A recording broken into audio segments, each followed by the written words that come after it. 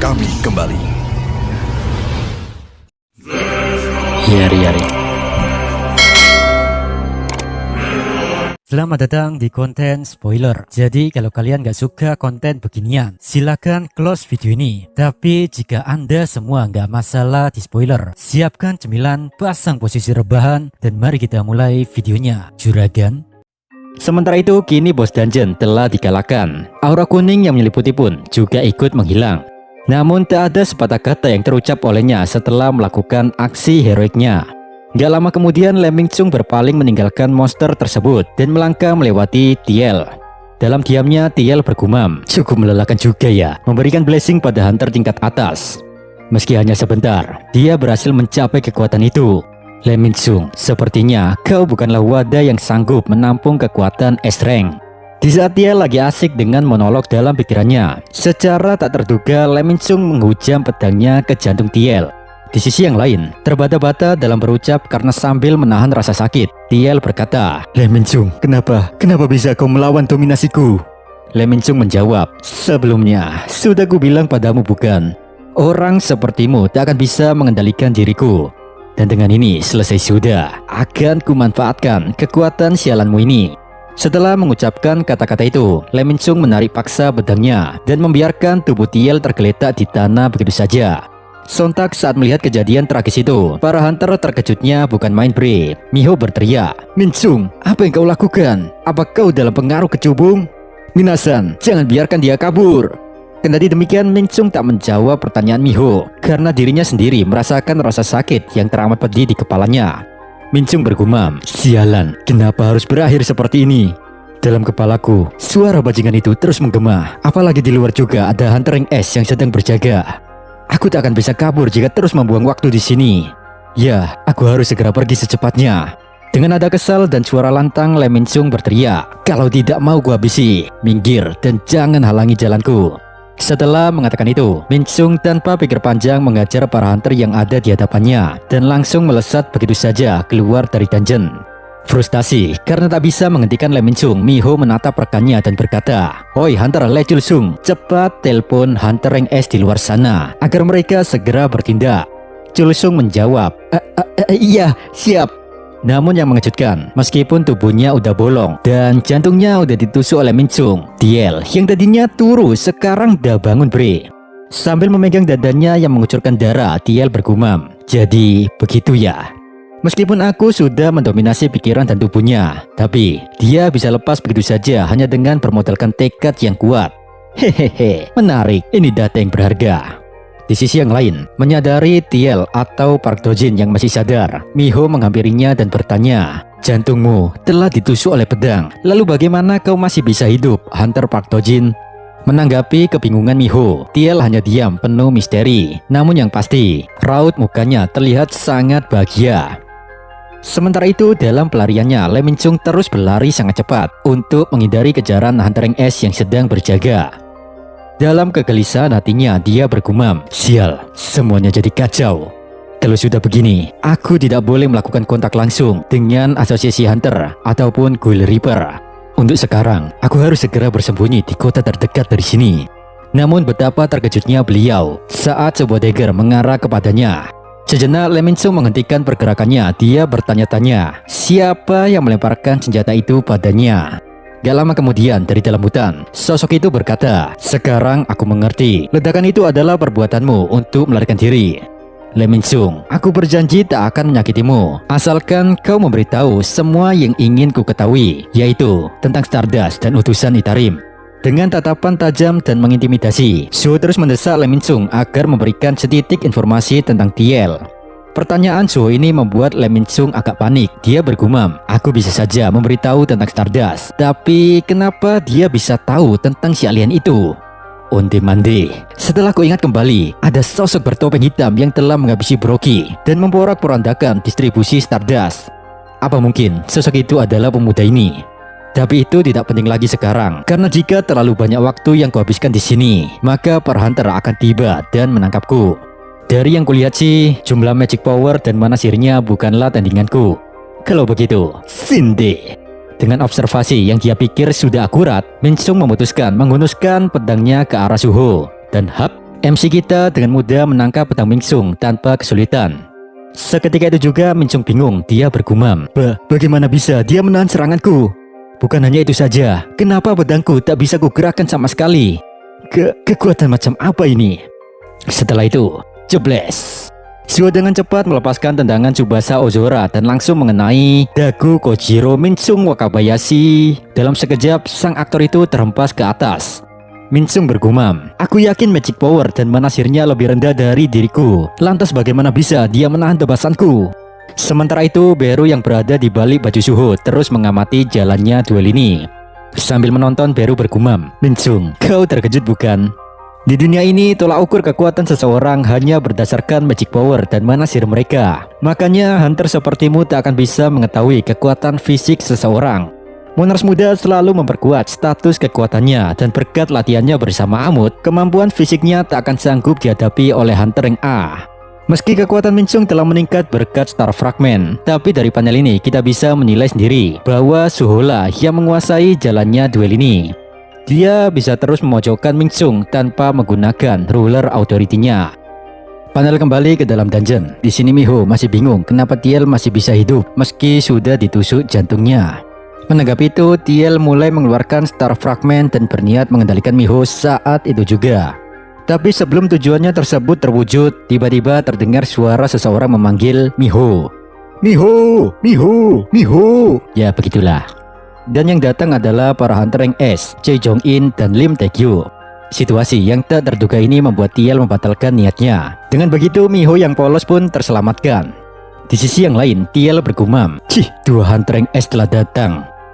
Kemudian Choi Jong-in turun dari atas dan berjalan perlahan mendekati para hunter. Dia bertanya, "Kami mendengar sebuah ledakan, makanya kami langsung datang kemari. Jadi Miho-chan, apa yang terjadi di sini?" Miho membalas, "Semua yang melakukan ini adalah Lee Min-sung." Choi Jong-in yang heran berkata, "Tidak mungkin. Bagaimana seorang rank A bisa melakukan hal ini?" Miho pun menjelaskan, "Kurasa kekuatan besar yang dimiliki Lee Min-sung itu berasal dari obat stimulan yang dia konsumsi. Saat dalam pengaruh obat itu, dia menjadi gila dan langsung menyerang hunter Park Do-jin. Lalu setelahnya, Lee Min-sung kabur melarikan diri." Mendengar penjelasan dari Miho, Choi Jong-in menatap Park Do-jin atau Tiel dengan tatapan terkejut. "Hunter Park Do-jin, kau terlihat sehat bugar walau telah ditusuk," ucap Choi Jong-in, dan Tiel menjawab, "Hehehe, ini cuma keberuntungan karena kebetulan aku memiliki skill penyembuhan." Jong-in pun mendekatinya dan berkata, "Haha, menarik juga. Aku tak menyangka ada skill penyembuhan sehebat itu." Di tengah obrolan hangat kedua pejantan itu, Miho yang panik langsung memotong pembicaraan mereka. Dia berkata, "Oi, sudah basa-basinya. Yang lebih penting sekarang, kita harus segera mengejar Lee Min-sung. Karena kalau tidak, dia bisa kabur ke kota sebelum kita loh." Jong-in pun menoleh ke belakang sambil berkata, "Aku setuju padamu Miho-chan. Kau dengar itu kan, Lim Tae-kyu? Sepertinya wakilmu telah membuat keributan loh." "Lah, di mana dia?" "Yari-yari, ya sudahlah." Di saat Jong-in ngomong begitu, ternyata Lim Tae-kyu yang ada di belakangnya sudah bergerak lebih dulu. Karena sebelumnya mereka berdua sudah saling berjanji, yaitu membiarkan Lim Tae-kyu mengurus wakilnya yang bermasalah. Maka dari itu, Jong-in mengajak para hunter, "Santai saja, tak usah tergesa-gesa mengejar Lee Min-sung." Jong-in berkata, "Istirahatlah saja kau Park Do-jin. Kusarankan kau sebaiknya nggak ikut." Menganalisa dengan apa yang akan terjadi, Tiel bergumam, "Gawat, situasinya mulai menyusahkan. Tapi untunglah, aku masih bisa merasakan sambungan koneksi pada diri Lee Min-sung. Meski pada akhirnya tidak ada yang akan mempercayai ucapan Min-sung, namun tetap saja mereka akan mulai menaruh rasa curiga kepadaku. Kalau begitu, apa boleh buat? Aku akan mengambil alih tubuhnya. Seandainya kemungkinan terburuk Min-sung harus tewas, itu tidak masalah, karena aku masih bisa mencari hunter rank A yang lain." Tiel pun mulai perlahan memejamkan matanya, dan dia kini melihat dengan penglihatan Lee Min-sung. Seketika itu juga Tiel bingung apa yang sedang terjadi di sini. Dia menerka-nerka siapa yang sedang Min-sung lawan. Dan saat dirinya sadar bahwa sosok yang berhadapan dengan Min-sung adalah si topeng hitam, dalam sekejap itu juga ekspresi Tiel menjadi sangat tegang. Dia bergumam, "Nani, kenapa topeng hitam ada di sini? Apa mungkin dia juga mengincar Min-sung? Sebenarnya, ada apa dengan dunia yang bernama bumi ini? Tak seperti kehidupanku yang dulu. Di bumi ini tak ada satupun rencanaku yang berjalan sesuai prediksiku. Meski ini sangat menjabalkan, tapi aku sangat menikmatinya. Panel kemudian berpindah. Saat ini duel Suho dan Lee Min-chung semakin memanas saudara. Suho yang terus memukul tanpa henti membuat Lee Min-chung terpojok dan tak bisa bergerak. Dalam paniknya, Min-chung bergumam, "Sial, aku tak bisa menghabiskan waktuku dengan bocah ini."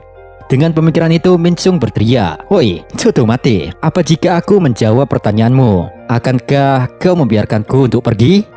Suho menjawab, "Loh, ada apa nih? Kok labil bener?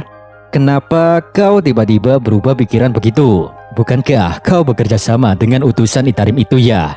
Min-chung membalas, "Jangan bercanda, si alien itu telah mengkhianatiku. Dia menusukku dari belakang."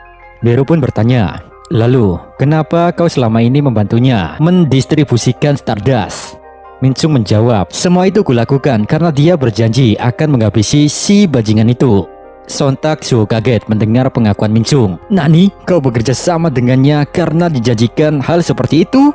Lalu Min-chung pun mulai menjelaskan, "Setelah terjadi bencana besar yaitu munculnya manusia yang terbangkitkan, sejak saat itu kehidupanku mulai drag system. Ketenaran yang selama ini kubangun perlahan mulai redup. Orang yang awalnya dibawaku menjadi supir pribadiku, kini dia menjadi orang yang sombong sejak menjadi hunter rank S. Untuk mengembalikan jati diri dan kepercayaan diriku, maka orang itu harus tewas apapun yang terjadi. Dan ngomong-ngomong, apa kau berniat menghabisi alien itu?" Suho menjawab, "Itu, aku tidak kepikiran sampai di situ sih. Dan jika kita memang bisa saling berbicara, ngapain harus saling baku hantam sampai tewas?" Ucapan naif dari mulut Suho itu membuat Min-chung kecewa. "Cih, aku tak menyangka kau senaif itu. Padahal kau sudah mengetahui motif alien tersebut untuk menginvasi bumi ini. Kau ini mengingatkanku pada salah satu karakter yang paling menjijikan yang pernah kuperankan saat diriku menjadi seorang aktor. Itu adalah karakter ambisius yang tak memiliki pendirian. Kau hanya mengambil keputusan hanya berdasarkan moralitas masyarakat. Aku yakin kau sendiri tidak tahu apa yang sebenarnya kau inginkan.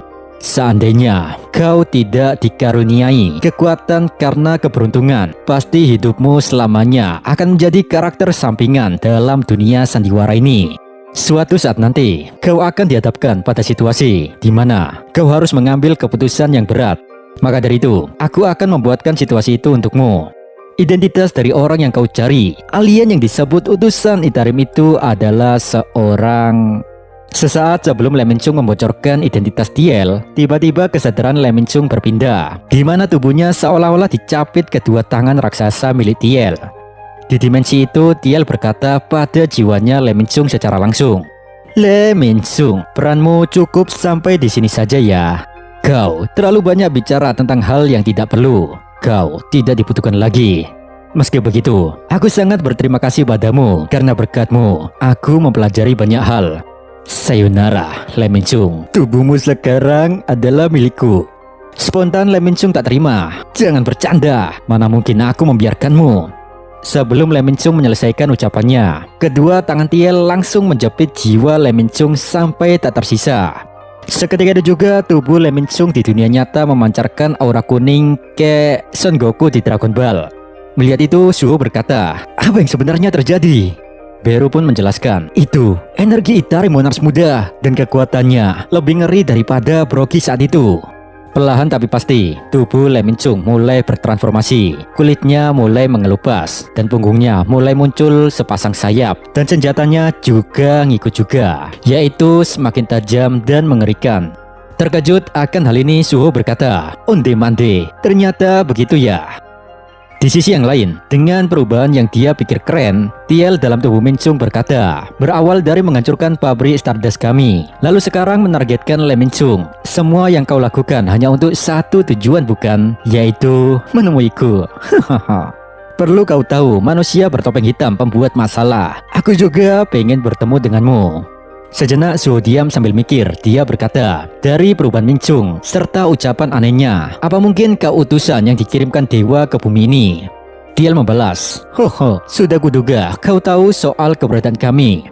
Kukatakan sekali lagi, aku datang untuk menguasai bumi ini." Menanggapi ucapan Thiel, Suho pun bersiap dengan bogomnya. Namun sebelum pertarungan itu terjadi, muncul abang-abangan gondrong bersama tekanan aura yang sangat kuat.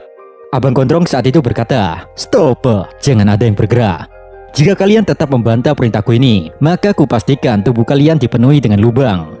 Dan ternyata abang gondrong ini bukanlah abang bakso di kampung saya, melainkan hunter rank S yaitu Lim Tae-gyu. Dengan pose seperti Mia Mobile Legend, Lim Tae-gyu sudah bersiap menembak targetnya. Lim Min-sung, apa yang terjadi padamu? Kenapa kau melakukan semua ini? Jawablah, Min-sung, ucap Lim Tae-gyu. Sejenak Suho dan Tiel melakukan gencatan senjata sementara. Di situ Tiel berkata, sepertinya obrolan kita tidak bisa dilanjutkan di tempat ini. Kalau begitu, kutunggu kau di tempat tertinggi di area ini. Topeng hitam.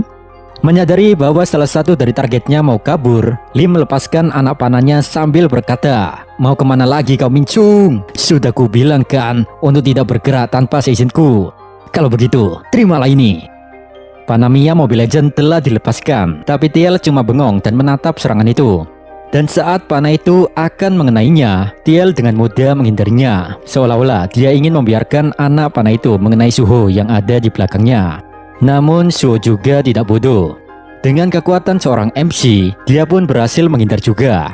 Tak terima satu panahnya nggak ada yang kena, Lim Tae-gyu bersiap dengan 3 anak panah sekaligus. Dan segera setelah itu Lim Tae-gyu mulai menarik busur panahnya. Duas. Tembakan panah itu pun dilepaskan, entah itu Suho ataupun Tiel. Mereka berdua tak kesulitan sedikit pun menghindari serangan dari hunter rank S. Dalam hati Suho bergumam, sial, situasinya semakin rumit. Hunter Lim Tae-gyu juga datang untuk menangkap Lim Min-sung. Kendati demikian, aku jadi mengerti, Lim Tae-gyu tak memiliki hubungan apa-apa dengan utusan Itarim. Aku yakin dia belum menunjukkan kemampuan aslinya, dan sepertinya dia masih menahan diri.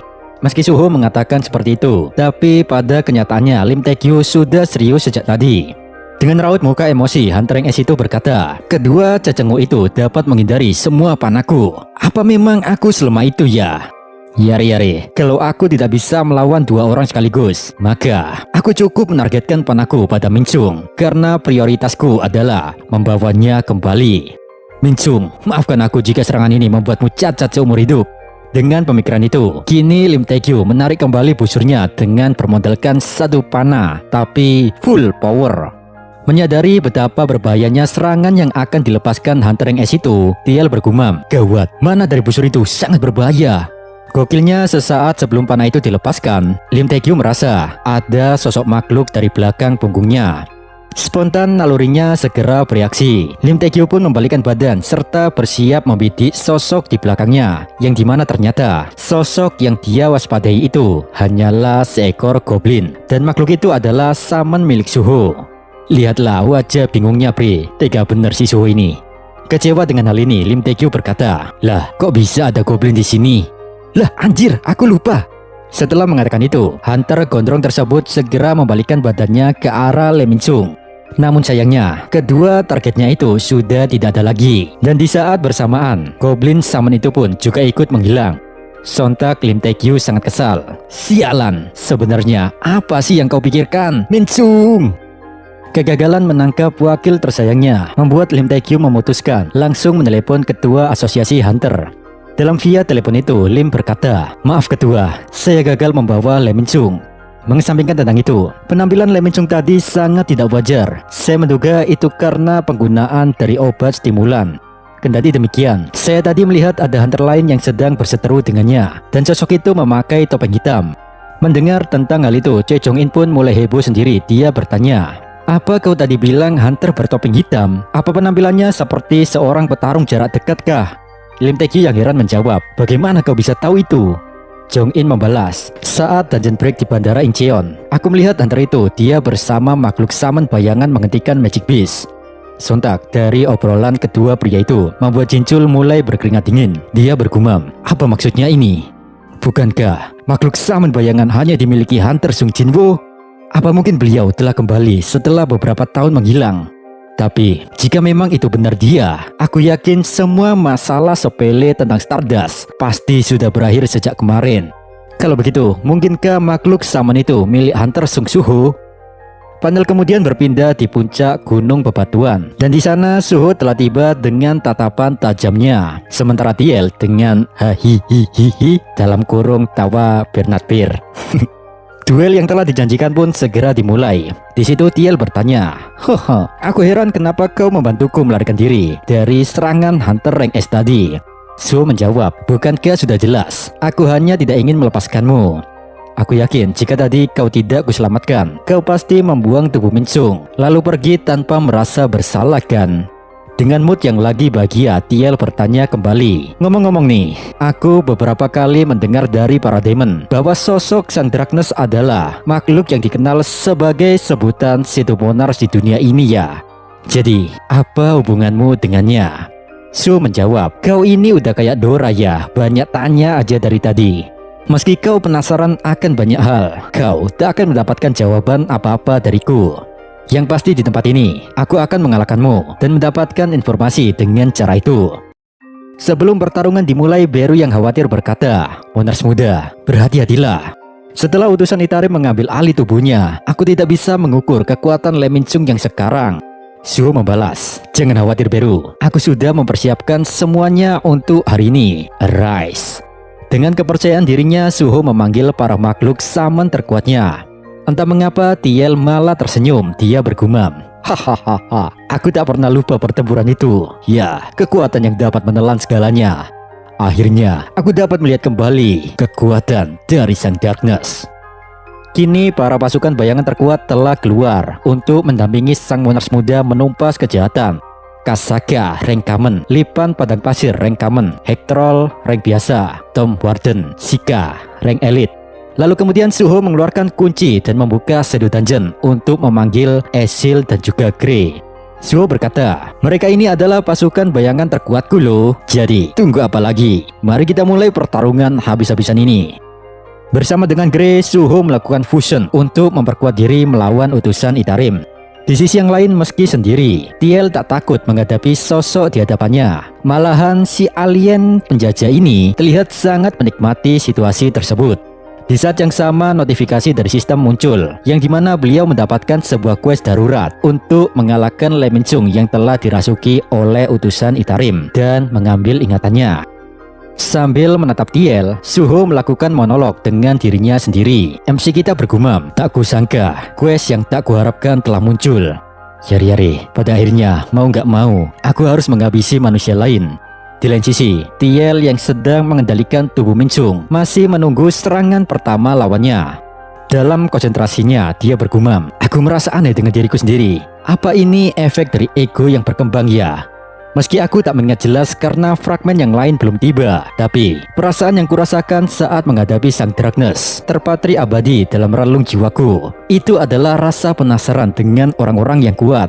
Hingga saat ini, Sang Darkness terus menghadapi pasukan dari dimensi lain seorang diri. Apa yang dia perjuangkan? Kenapa dia melakukannya sendirian? Untuk apa perjuangannya itu? Aku ingin memahami Sang Darkness lebih dalam lagi. Apakah aku bisa menemukan jawaban dari pertanyaan itu melalui manusia ini? Kuharap kau tak mengecewakanku, Topeng Hitam." Segera setelah itu, Kasaka mulai maju menyerang. Namun utusan Itarim itu tak sedikit pun bergerak dari tempatnya berdiri. Dan jebret. Ketika Kasaka berada tepat di depannya, Tiel tanpa basa-basi mengayunkan pedangnya, dan Kasaka pun mokat. Dari tubuh Kasaka yang memudar, Suho muncul secara dadakan di hadapan Tiel. Meskipun sempat terkejut dengan aksi lawannya ini, utusan Itarim tersebut dapat dengan sigap menahan pukulan Suho. Walau tinjunya gagal melukai lawannya, Suho tetap tak menghentikan satupun serangannya. Dia terus-menerus menekan utusan Itarim itu dengan ratusan pukulannya. Di sisi yang lain, sambil terus memblokir serangan beruntun yang mengarah padanya, Tiel bergumam, "Manusia ini terlalu percaya diri. Dia menggunakan trik lama dengan menggunakan pasukannya sebagai pengalih perhatian. Lalu setelah lawannya terkecoh, dia maju menyerang. Manusia, apa kau seyakin itu bisa mengalahkanku dalam pertarungan jarak dekat kah?" Muak seolah diremehkan, Tiel mulai melawan balik. Tebasan pun dilepaskan, akan tetapi Suho masih sanggup menghindar. Bahkan saking kuatnya tebasan Tiel itu, pasukan bayangan milik Suho yang lain yaitu Kelabang Gurun, tubuhnya langsung terbelah menjadi dua. Di tengah chaosnya duel itu, Ezreal muncul sebagai pengacau. Dia menghunuskan tombaknya mengincar mangsanya. Namun dengan sedikit memiringkan kepalanya, Tiel dapat dengan mudah menghindari tombak tersebut. Dan hap, Tiel menangkap senjata lawannya. Utusan Itarim itu pun berkata, "Oh, kau ini bukan pasukan bayangan ya?" Sebuah celah yang dipikir Ezil tadinya kesempatan emas, hal itu malah menambah beban Suho saja. Sambil menggigil ketakutan, Ezil meneteskan air matanya. Kendati demikian, secara mengejutkan, sebuah tendangan Suho dilepaskan saat Thiel sedang lengah. Ya, gimana ya? Saya sendiri juga heran, kenapa MC kita tak membiarkan Demon beban ini pulang ke alam isekai saja. Malahan beliau sampai repot-repot loh menyelamatkannya. Impact dari tendangan Ronaldo Suho barusan membuat area pipi sampai rahang Thiel sedikit retak. Tak mengerti jalan pikiran Suho, Thiel melontarkan tatapan tajamnya sambil berkata, "Hoi, kenapa kau tak menggunakan pasukan bayanganmu untuk menyelamatkannya?" Suho menjawab, "Apa itu yang kau mau? Kalau begitu akan kukabulkan. Sekarang lihat apa yang ada di belakangmu." Sontak Thiel pun langsung menoleh ke belakang dan di sana sudah ada Sheikah. Tanpa diperintah oleh Suho, makhluk saman itu lantas menyegel seluruh pergerakan Thiel dengan segala kekuatannya. Walau sebenarnya melepaskan diri dari makhluk ini sangat mudah, tapi entah mengapa Thiel tak menunjukkan sebuah perlawanan. Seolah-olah utusan Itarim ini hanya ingin melihat apa yang akan Suho lakukan selanjutnya. Di sisi yang lain, berpikir dapat mengakhiri pertarungan ini, Suho memusatkan cakra aura kasihnya pada satu bogemnya. Jebret, pukulan yang dilapisi Ruler Authority telah dilepaskan dan langsung mengenai tubuh Thiel. Bahkan saking kuatnya serangan ini, makhluk saman Suho itu pun ikutan hancur. Namun dari kepulan asap yang mengepul, sang utusan Itarim masih tetap tegak berdiri. Dengan sorotan mata menyala, dia berkata, "Mungkin ini hanya keegoisanku, tapi aku hanya ingin merasakan sensasi itu. Sensasi saat melawan Sang Dragnes." Sambil berteriak mengatakan itu, Thiel melepaskan tebasan pedang yang sangat cepat ke arah Suho, Ezil, dan pasukan bayangan yang lain. Dengan kedua tangannya, MC kita berhasil bertahan dari tebasan Thiel, tapi hal itu tidak berlaku untuk Ezil dan Hektrol. Tombak Ezil patah karena tak mampu menepis serangan Thiel, bahkan bahunya terluka. Sedangkan Hektrol, tubuhnya terbelah menjadi dua. Ya maklumlah, saman keroco. Setelah melihat betapa lemah lawannya, Thiel berkata, "Apa ini bisa dianggap sebuah pertarungan kah? Mengecewakan. Perlu kau tahu, para Shadow Squad milik Sang Dragnes sangat terlatih, dan masing-masing dari mereka memiliki tekad sendiri. Mereka seperti prajurit yang disiplin. Dari luar, kekuatanmu memang mirip dengan beliau, tapi dari segi kemampuan, Shadow Squad milikmu hanyalah keroco. Meski kau dapat menggunakan otoritas dari Sang Dragnes, namun kau tak bisa menggunakan secara efektif dalam pertarungan. Kau hanyalah produk gagal." Di sisi yang lain, tak menanggapi ejekan lawannya, Suho bergumam, "Le Minjung, dia jauh lebih kuat sejak dirasuki oleh utusan Itarim. Aku yakin kekuatannya sudah setara dengan Hunter Rank S." Pertempuran masih berlanjut. Di situ Thiel berlari ke arah Suho sembari melepaskan tebasan pedangnya. Sambil melakukan itu, dia berkata, "Sekarang aku mengerti kenapa Sang Dragnes terlihat selalu kesepian. Itu karena di bumi ini tidak ada satu makhluk pun yang bisa berdiri sejajar dengannya. Mau gimana pun juga, mustahil ada manusia yang bisa memahami orang sehebat itu." Di sisi yang lain, MC kita yang lagi menahan serangan lawannya, dia bergumam, "Babah, apa ucapan Thiel itu benar? Apa kau selalu merasa kesepian?" Tak ada perubahan dan terus bertahan, membuat lambat laun sarung tinju Suho retak dan hancur berkeping-keping. Sempat tercengang dengan hal ini, membuat Suho lengah akan adanya bahaya yang berkelanjutan. Dan yang benar saja, trot.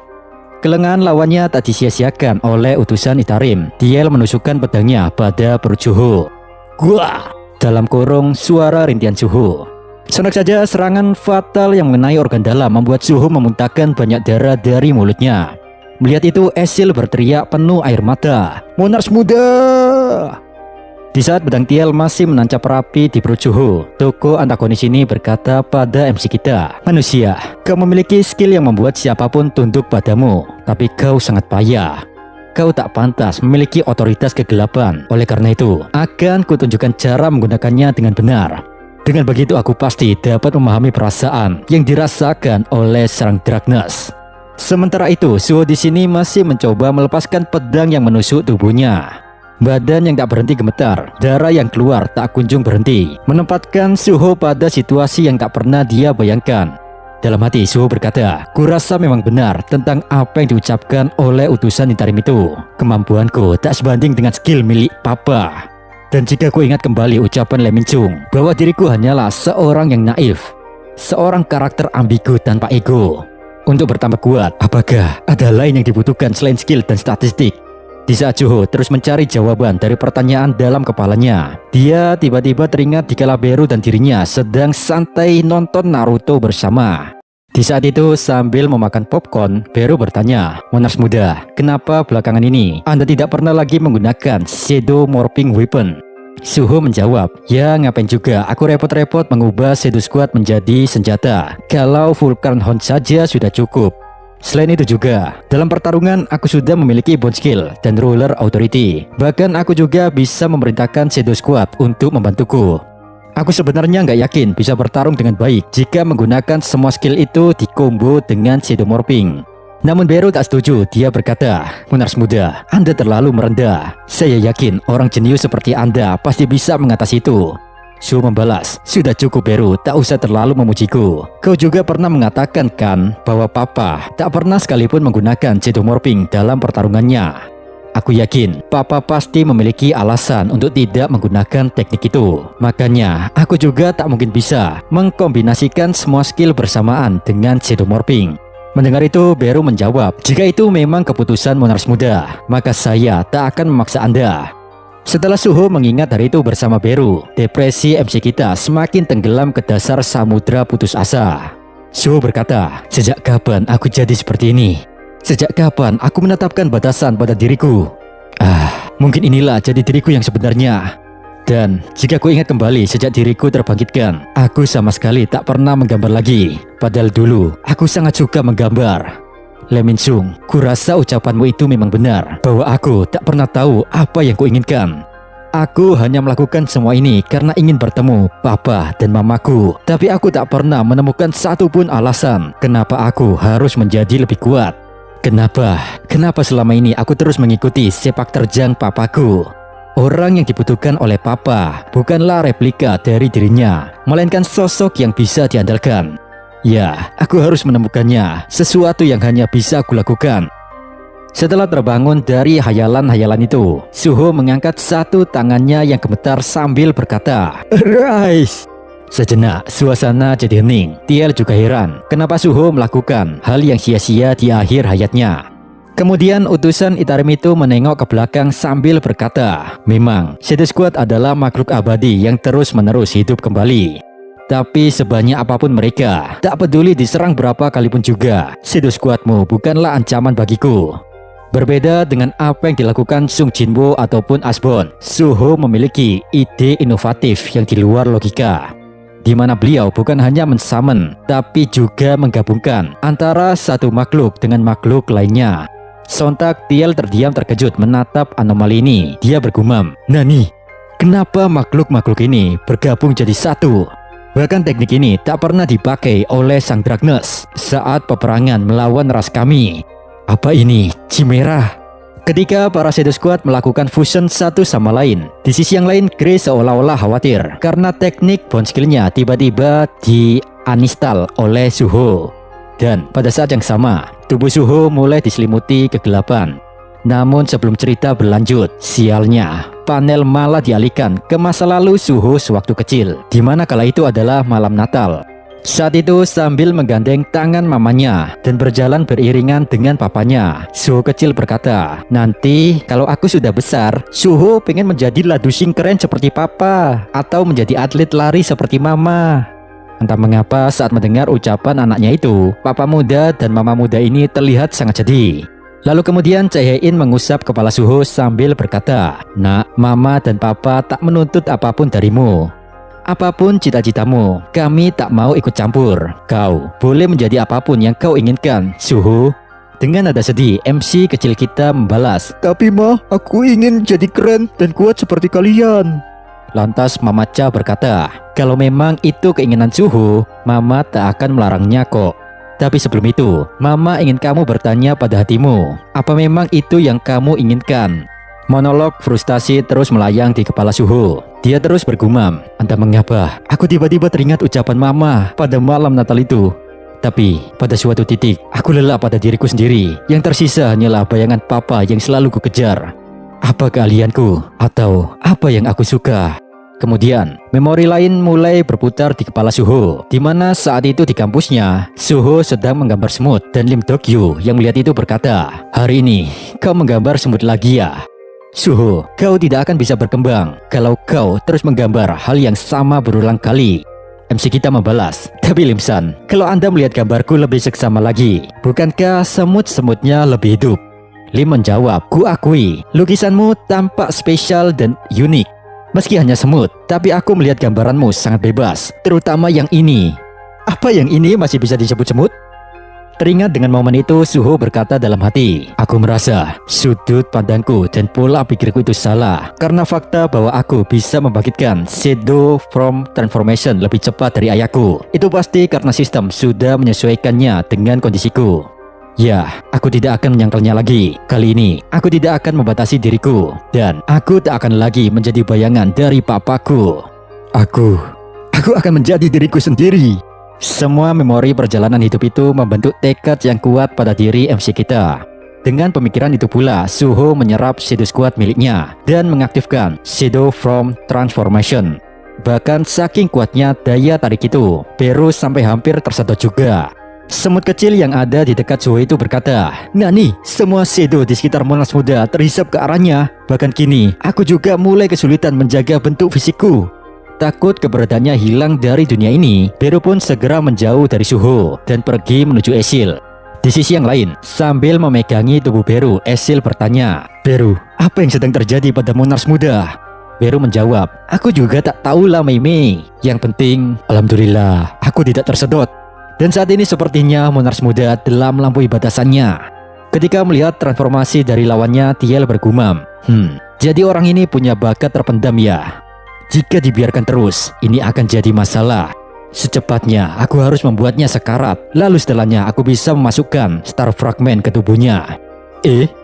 Sebelum Tiel menyelesaikan monolog dalam pikirannya, secara mengejutkan kepalanya hampir terkena duri tajam dari bayangan kegelapan Suho. Alih-alih nggak mau tewas dari serangan remeh itu, utusan Itarim tersebut memilih mencabut pedangnya dan mundur ke belakang. Setelah dirasa posisinya sudah aman, Tiel menatap bekas tusukan pada tubuh Suho, yang dimana kekuatan kegelapan MC kita dapat memulihkan lukanya. Terlebih lagi, tangan kiri Suho saat ini telah dilapisi armor kegelapan yang sangat pekat. Seolah tak percaya dengan hal ini, Tiel berkata, "Apa-apaan tuh? Menurut informasi yang ku ketahui selama ini, Hunter tak akan bisa berkembang lagi. Jadi, apakah ini yang dimaksudkan kebangkitan kembali?" Dengan tatapan tajam sambil mikir dikit, Suho bergumam, "Sebenarnya aku masih belum yakin apakah teknik ini cuma bisa mengubah para Shadow Squad menjadi senjata doang kah? Tapi jika aku pikir kembali, para Shadow Squad ini sangat elastis. Jadi harusnya aku bisa menerapkan bayangan-bayangan ini dalam berbagai bentuk." Dengan kesimpulan itu, Suho sejenak memerintahkan Kasaka untuk memberikan salam olahraga buat pemanasan. Tentunya serangan belak-belakan ini dapat dengan mudah ditebas oleh Tiel. Sayangnya agresi dari Suho tak berhenti begitu saja. Kali ini yang memberikan sapaan adalah Hektrol. Dengan membawa gadanya, Hektrol langsung menghantam lawannya. Dan ya begitulah, mau bagaimana lagi, namanya juga yang nyerang Kerucu. Alhasil tanpa membalikkan tubuhnya dan bermodalkan pedangnya, Tiel dapat dengan mudah menahan gada dari Hektrol. Merasa kesal diremehkan melulu, utusan Itarim itu berkata, "Bukankah sebelumnya sudah kukatakan padamu, Shadow Squadmu itu tak akan pernah bisa melukaiku. Usahamu itu hanya akan berakhir sia-sia." Setelah mengatakan itu, utusan Itarim tersebut langsung mencincang tubuh Hektrol.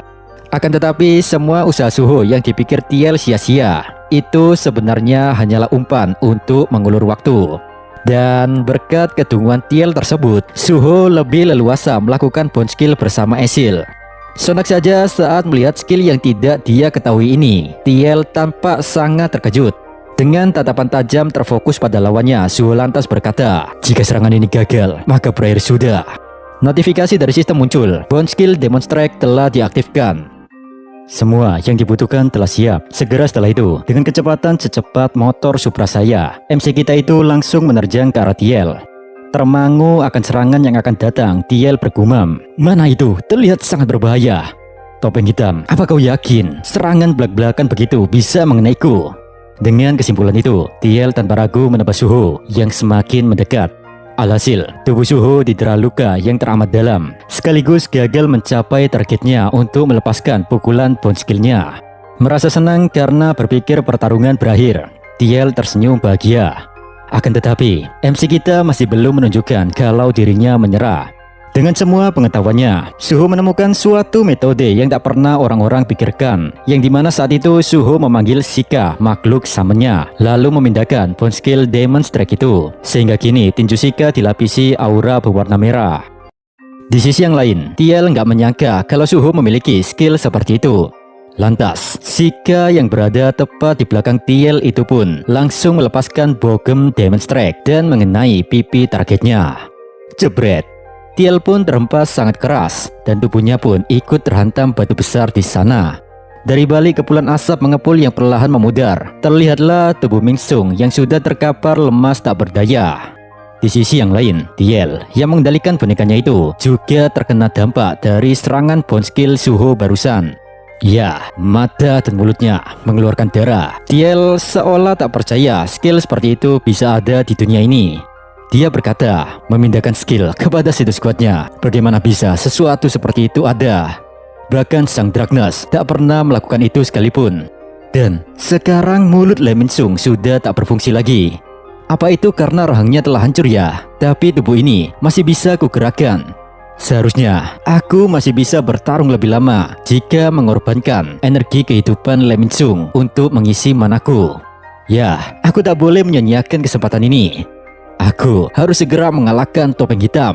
Sayangnya semua tak sesuai ekspektasi. Jadi ketika TL akan membangkitkan kembali bonekanya ini, tiba-tiba ego dari Lee Min-sung memberontak dan berusaha mengambil kesadarannya. Lee Min-sung berkata, tak kusangka bocah itu bisa membuatku babak belur begini. Mantap sekali kau topeng hitam.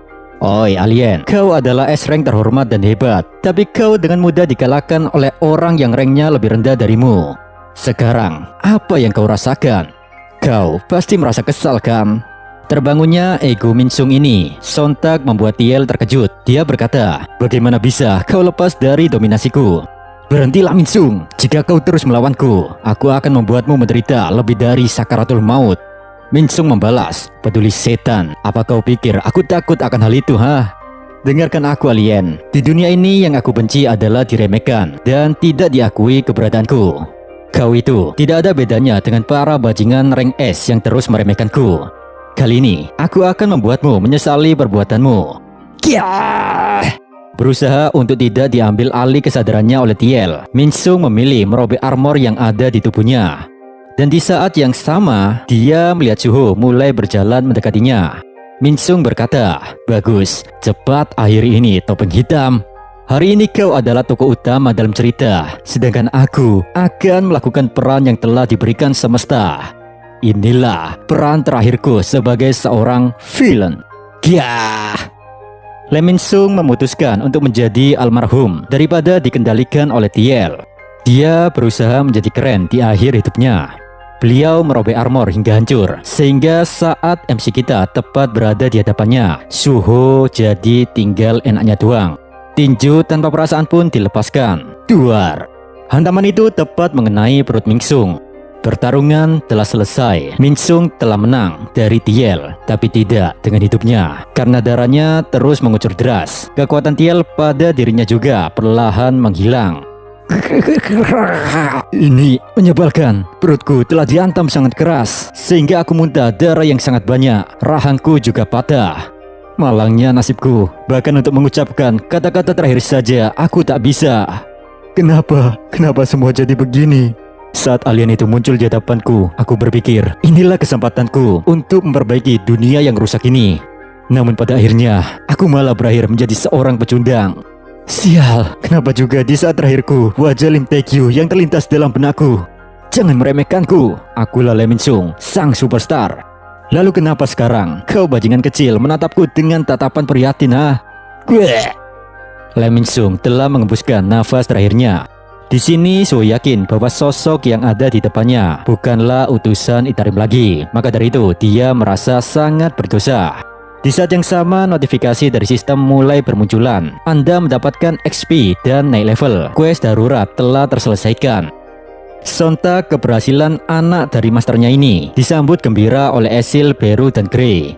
Namun perasaan itu tak berlaku untuk Suho. Dia terlihat lebih murung setelah pertarungan selesai. Suho bergumam, senyuman terakhir itu kau kan, Lee Min-sung? Meski kita tak sempat banyak ngobrol bersama, namun tampaknya kau itu orang yang teguh pada pendirian. Di belakang MC kita, Beru juga mengerti apa yang sedang Suho rasakan. Beru bergumam, ini pertama kalinya Monarch muda menghabisi manusia. Aku khawatir jiwanya terguncang. Tak seperti prasangka Beru, di depan mayat Lee Min-sung, Suho memproklamasikan diri. Dia berkata, hari ini aku banyak belajar dari Lee Min-sung. Sejak aku menjadi seorang player, aku hidup dengan tujuan untuk mencari mama dan menjadi seseorang yang bisa membantu papa. Aku tenggelam dalam ambisi tanpa memiliki pendirian. Karena itulah Lee Min-sung mengejekku dengan sebutan karakter ambigu dan membosankan tanpa ego. Lalu tiba-tiba aku teringat kembali ketika aku bertarung dengan papa di akhir tutorial. Waktu itu aku sangat kagum dengannya, tapi di saat yang sama aku sangat ingin mengalahkannya. Hal itu meninggalkan lubang di hatiku. Aku frustasi. Aku tak pernah menggapainya. Papa sangat kuat dan luar biasa. Maka dari itu aku berpikir untuk berhenti mengikuti jejaknya. Namun hari ini, di detik ini, di bawah naungan senja yang indah ini, aku ingin mengatakan sesuatu yang tak pernah aku pikirkan sebelumnya. Minasan, aku akan menjadi yang terkuat. Entah itu utusan Itarim, para Monarchs, ataupun papa, akan kulampaui mereka semua. Itulah tekad dan ambisiku. Terkejut dengan apa yang diucapkan MC kita, Beru dan Ezil seakan-akan tak percaya. Beru berkata, Monarch muda, saya rasa itu terlalu mustahil. Kendati demikian, saya Beru akan terus mendukung dan menyemangati Anda, Monarch muda. Ezil berkata, aku juga setuju dengan Beru. Anda tak mungkin bisa lebih kuat dari Jinmu sama. Suho membalas, arigatou minasan, atas semua kata-kata mengecewakan itu. Sejenak Suho menghela nafas panjang. Dalam diamnya dia bergumam, ya mau bagaimana lagi, itu memang reaksi yang sangat wajar.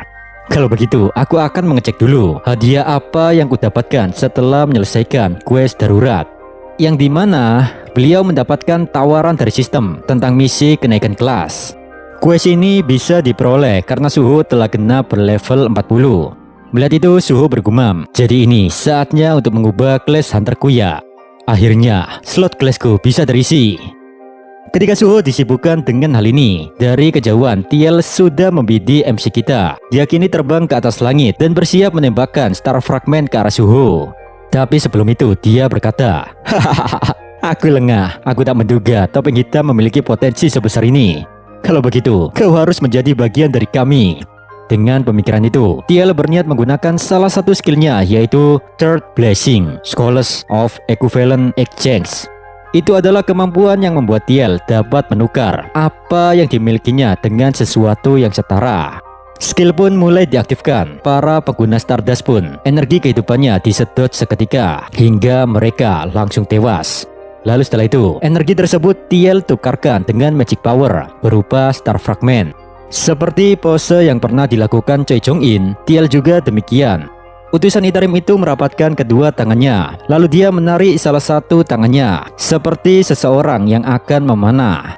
Dan setelah tercipta sempurna busur Shirito, dengan tersenyum Tiel pun mulai mengunci Suho sebagai targetnya. Di sisi yang lain, saat ini Beru sudah gak sabar pengen mukbang. Air liurnya sudah tumpah kemana-mana. Beru berkata, Monarch muda, apakah ini waktunya? Jika Anda mengizinkanku, saya akan menelusuri ingatan Lee Min-sung untuk mencari jejak utusan Itarim. Suho menjawab, ya, sisanya aku serahkan padamu, Beru. Dalam diamnya MC kita bergumam, apa Lee Min-sung membenci dunia ini sejak kemunculan para hunter kah? Seandainya aku juga tak memiliki kekuatan ini, mungkin aku...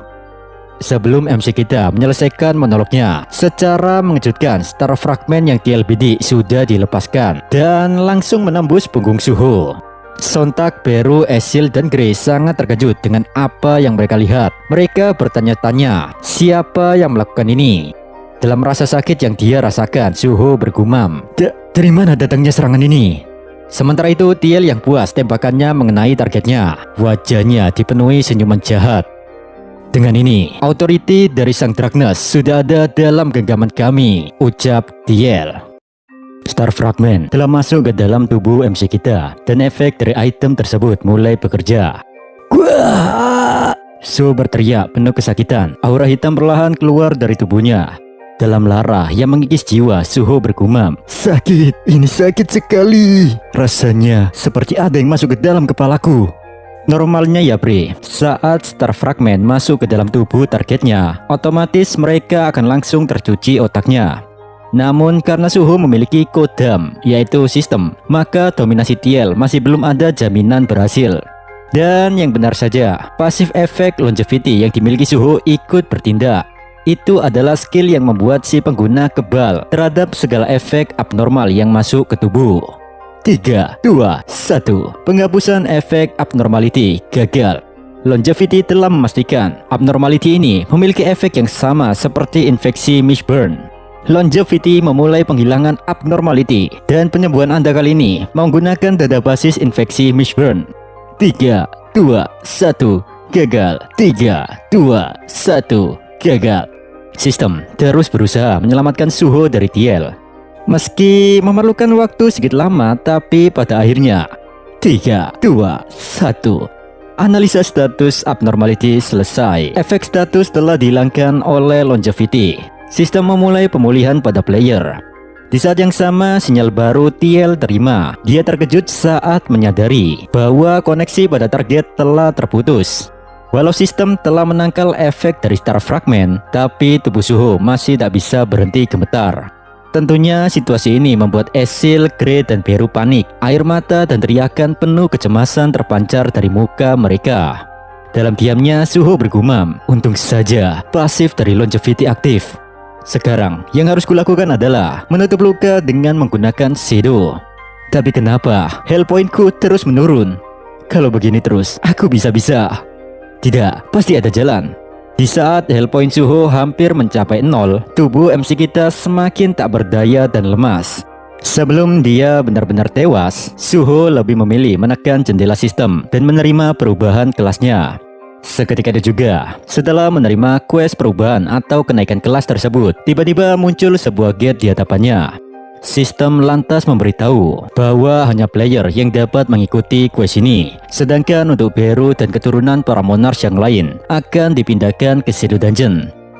Di sisi yang lain, TL kebingungan kenapa ada gate yang tiba-tiba muncul, karena dia tak pernah mendengar ada hunter yang bisa menciptakan sebuah gate. Dan segera setelah itu, Suho dan yang lainnya seolah-olah diserap masuk oleh gate tersebut. Namun saat tubuhnya dipindahkan, Suho tak bisa melihat apapun, melainkan cuma kegelapan pekat tanpa ada satupun cahaya. Suho berkata, "Ini di mana? Aku tak bisa melihat apa-apa. Apa aku sudah tewas? Aduh, sakit." Aku mencoba memukul pipiku dan itu terasa. Tapi anehnya, perutku tidak lagi sakit. Apa itu berarti aku masih hidup? Gak lama kemudian, obor api biru menyala dan menerangi ruangan tempat Suho berada. Deja vu dengan dungeon ini, Suho yakin tempat tersebut merupakan dungeon yang dulu pernah dia jelajahi sewaktu tutorial dulu. Sin kemudian balik ke gunung berbatu. Penasaran ingin memeriksa apa yang baru saja dia lihat, Tiel pun terbang menuju tempat itu dan mendekati jasad Lemensung yang sudah kaku tak bernyawa. Tiel berkata, "Aneh, aku tak bisa merasakan mana magic di sekitarku. Kok bisa ya? Muncul sebuah gate secara tiba-tiba dan mereka semua tersedot ke dalamnya." Tapi yang jadi pertanyaan, kenapa Lemensung tidak ikut terbawa? Apa itu berarti? Gate itu perbuatan topeng hitam untuk mengangkut rekan-rekannya saja ya? Sang Dragnas, dan sekarang si topeng hitam. Setiap kali aku melawan mereka berdua, entah kenapa semuanya jadi kacau. Menarik. Panel pun kemudian berpindah ke dungeon tempat Suho berada. Sambil melakukan one handstand, Suho berkata, "Sesampainya diriku di sini, lubang di perutku sembuh total. Dan jika kurasakan lagi, sepertinya tidak ada yang aneh dengan badanku. Tapi masalahnya adalah, aku tak bisa menggunakan bone skill ataupun mengambil kunci Shadow Dungeon. Aku mengingat jelas tempat ini adalah dungeon di mana aku menjalani tutorial dulu. Ya, sebuah dungeon khusus yang diciptakan Papa untukku. Meski aku bukan lagi orang yang menaikkan level di sini, tapi kepingan memori ingatan saat itu masih membekas jelas dalam pikiranku. Namun situasinya benar-benar berbeda. Dulu di sini ada para kenek yang bisa kulawan untuk menaikkan level dan juga senjata yang bisa kupakai. Sial, andaikan Vulcan Horn milikku tidak rusak, pasti aku masih memiliki sebuah senjata yang bisa melindungiku. Sebenarnya, apa ya yang diinginkan sistem? Aku tidak tahu kenapa, tapi detail questnya pun tidak muncul. Apa sistem menyuruhku untuk menaklukkan dungeon ini tanpa senjata ataupun bone skill kah? Ngomong-ngomong, apa tempat ini selalu memiliki jalan berliku layaknya labirin ya? Padahal lo, tempat ini iya pernah kulihat kok. Tapi di saat bersamaan, itu berbeda dari ingatanku. Beberapa bagian di area ini juga terdistorsi. Di saat MC kita terus menyusuri dungeon ini, dia menemukan sebuah pintu yang sangat besar di pinggir jalan. Heran dengan kejanggalan ini, Suho berkata, "Nani, kenapa ruangan bos dungeon di tengah jalan begini? Apa quest ini dibuat secara terburu-buru kah?" Ah, ya sudahlah. Aku akan mencoba melihat apa yang ada di balik pintu ini. Masih banyak pertanyaan dalam kepalaku. Namun semoga saja quest ini memberikanku jalan menjadi kuat seperti diriku di masa lalu. Saat menyelesaikan quest tutorial, seingatku dulu ketika aku membuka pintu ini, yang menungguku adalah seorang kenek. Sial, kenapa ruangannya sangat gelap? Aku tak bisa melihat apa-apa. Tapi kayaknya sih ada seseorang yang duduk di singgasana. Loh, bukankah itu? Salah satu sosok bos dungeon mulai berdiri dari kursinya dan perlahan berjalan menuju MC kita. Itu adalah Suho di masa lalu yang telah menyelesaikan quest tutorial dan sudah berlevel 100. Merinding bulu ketiak Suho saat melihat dirinya sendiri. Dia bergumam, "Jangan bercanda. Bagaimana mungkin aku bisa melawan diriku di masa lalu? Sosok itu terlalu kuat untuk kulawan. Bahkan di kondisi primanya, Beru tak sanggup melawan diriku di versi itu." Di saat MC kita sedang mencerna situasi ini, tubuh Suho KW sudah diliputi aura yang sangat mengerikan. Tanpa menunggu waktu lama, aura itu semakin menjadi-jadi. Bahkan saking kuatnya, lantai yang jadi pijakannya sampai hancur. Memfokuskan semua kekuatan pada tinjunya, Suho KW bersiap melepaskan serangannya. Di sisi yang lain, MC kita sendiri tak mampu berbuat apa-apa. Bahkan untuk lari saja dia terlalu takut. Bagai kilat yang menyambar dalam hitungan sepersekian detik, Suho KW atau Kang Pukul gitu aja ya biar enak. Dia bergerak sangat cepat dan langsung melepaskan tinjunya, sehingga tubuh MC kita hancur tak tersisa. Setelah tewas, Suho dihidupkan kembali oleh sistem ke tempat pertama kali dia muncul di dungeon ini. Di sana ada 3 obor yang awalnya menyala semua dan kini ada 1 yang padam. Hal ini mengindikasikan bahwa obor tersebut adalah total kesempatan Suho bisa hidup kembali jika tewas. Apakah dengan begini kesempatan Suho hanya tersisa 2 kali ya? Jadi kepikiran. Masih dalam kondisi trauma dan ketakutan, keringat Suho tak berhenti mengucur deras. Dia berkata, "Jangan bilang quest ini bisa selesai kalau aku bisa mengalahkan diriku versi dulu. Mana mungkin aku bisa mengalahkannya, bukan?" Sejenak Suho dia menenangkan dirinya. Lalu beliau pun berdiri sambil berkata, Tidak, aku pasti bisa menyelesaikan quest ini. Karena sistem ada untuk membantuku berkembang. Oleh karena itu pasti ada cara lain. Meski sekilas tempat ini sama seperti quest tutorial, tapi ada banyak jalan bercabang di dungeon ini. Bahkan letak ruangan bosnya juga aneh. Aku yakin pasti ada pintu lain di suatu tempat. Dengan kesimpulannya itu, Suho berlari menyusuri dungeon lagi. Singkat cerita, Suho menemukan pintu besar yang lain. Dia sangat bahagia karena berpikir bos dungeon yang ada di balik pintu ini tak sesulit sebelumnya. Suho berkata, "Kira-kira bos dungeon seperti apa ya kali ini? Apapun itu aku yakin lawannya nanti tidak sebrutal melawan diriku versi di masa lalu." Kendati demikian, saat pintu itu dibuka, MC kita mendapati sebuah ruangan yang dipenuhi mainan anak kecil. Dari puluhan mainan dan boneka yang berserakan itu, ada sosok bocil yang sedang asik bermain. Apakah kalian bisa tahu ini siapa? Ya, ini adalah Suho saat masih kecil, dan kekuatannya pun belum disegel papanya. Ketika bocil itu menatap MC kita, hati Suho langsung berdetak sangat kencang. MC kita yang kaget bergumam, "Bukankah anak itu versi diriku saat masih bocil ya? Sebenarnya dungeon macam apa ini? Tidak mungkin kan aku harus melawan diriku versi ini?" Awalnya MC kita nggak tega kalau harus melawan seorang balita. Tapi pemikiran itu sirna saat dia melihat anak kecil di hadapannya tiba-tiba melayang dan mengendalikan seisi ruangan dengan menggunakan roller authority. Bahkan saking kuatnya kekuatan si bocil itu, MC kita tak sanggup menggerakkan tubuhnya. Pada titik ini, MC kita sadar pertarungan tersebut tak akan bisa dia menangkan. Kemudian Suho bocil mengeluarkan satu jarinya ke arah MC kita. Hanya dengan menggerakkan satu jarinya, Suho kecil pun langsung mematahkan leher lawannya. Dalam sekejap, MC kita tewas tanpa bisa melakukan apapun. Beberapa saat setelahnya, Suho dibangkitkan kembali oleh sistem ke tempat respawn. Namun kini obor yang menyala hanya tersisa satu. Apakah dengan ini, kesempatan Suho hanya tersisa satu kali lagi? Suho kini terlihat sangat depresi. Beliau habis dikalahkan 2 kali oleh bos dungeon dari 2 versi dirinya. Dengan ekspresi dipenuhi ketakutan, Suho berkata, "Kekuatan macam apa itu? Aku bahkan tak sempat merasakan rasa sakit. Diriku versi bocil itu menghabisiku sekali serang dengan mematahkan leherku. Apakah sistem sudah gila? Bagaimana mungkin aku bisa mengalahkan salah satu dari mereka? Bagaimana caranya aku bisa menyelesaikan quest yang gila ini? Tunggu, jika ini sama seperti di tutorial, maka aku hanya memiliki 3 kesempatan dan sekarang cuma ada 1 obor yang menyala. Apakah itu berarti aku hanya memiliki 1 nyawa tersisa ya?" Sejenak Suho melihat ke atas dan dia dibuat gila karena di sepanjang dinding ada begitu banyak obor yang masih menyala.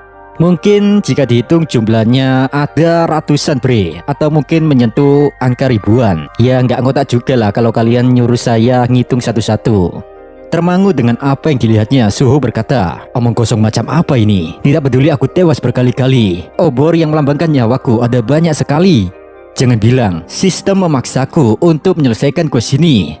Meski ini kesempatan yang bagus, tapi bukankah itu sama saja penyiksaan tiada akhir ya?" Di saat bersamaan muncul notifikasi dari sistem. Campur tangan dari makhluk dunia luar membuat sistem menjadi error. Kalahkan salah satu sosok makhluk di balik pintu besar sebelum Anda kehabisan semua nyawa yang telah diberi. Anda tidak dapat meninggalkan dungeon ini sampai Anda mendapatkan class yang telah ditentukan. Mendengar penjelasan dari sistem, Suho bergumam, apa mungkin penyebab quest ini tampak tak adil itu karena sistemnya error ya? Jika begitu kebenarannya, maka tidak ada jaminan juga kalau nyala api obor-obor ini dihitung sebagai nyawaku. Waduh, gambling nih. Tapi aku tak bisa menyerah begitu saja. Aku harus terus melangkah maju. Dungeon yang terasa seperti labirin dan ruangan bos yang terletak di pinggir jalan. Dengan kata lain, apakah ada bos lagi selain 2 versi diriku itu?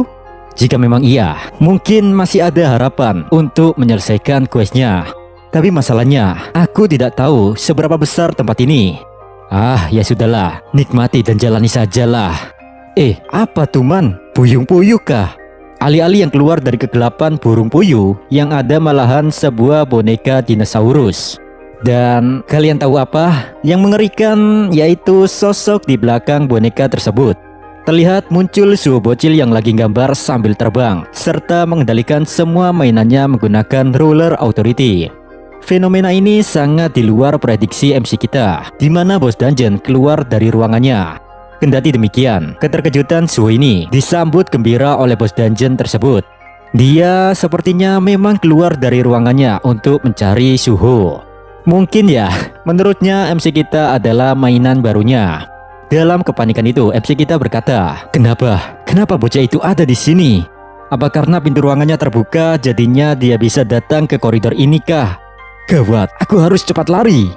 Namun, sebelum MC kita dapat menyelamatkan diri, Suho bocil melemparkan sesuatu untuk memutuskan salah satu kaki MC kita. Perasaan Sung Suho semakin bercampur aduk karena dia mendapati harapan untuk kabur hanyalah mimpi belaka. Beberapa detik kemudian, keterkejutan itu dalam sekejap berubah menjadi teriakan yang sangat keras.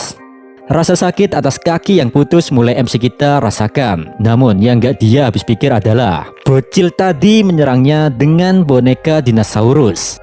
Meskipun serangan remeh sih, tapi dampaknya sangat overpower ya. Gokil. Di situ Suho bergumam, bagaimana bisa sebuah boneka memutuskan kaki manusia semudah itu? Ini benar-benar level yang berbeda. Aku saja tak bisa menggunakan Ruler Authority secepat dan sekuat itu. Bagaimana mungkin aku bisa menyelesaikan quest ini dengan kekuatanku yang sekarang? Di saat darah dari kaki MC kita terus mengucur, pengampunan hanyalah fata morgana. Karena sekarang MC kita benar-benar sadar, tempat ini adalah neraka.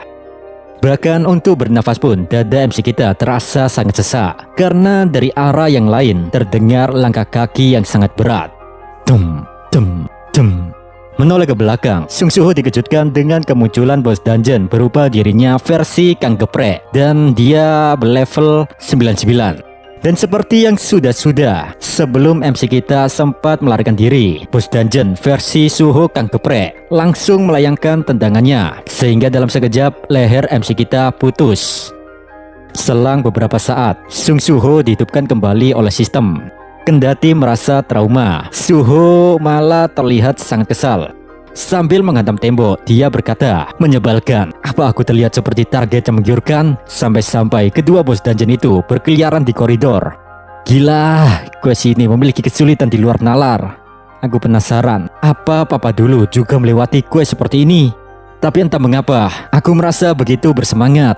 Mengingat aku bisa hidup lagi kali ini, itu berarti semua nyala obor-obor tersebut memang melambangkan total nyawaku.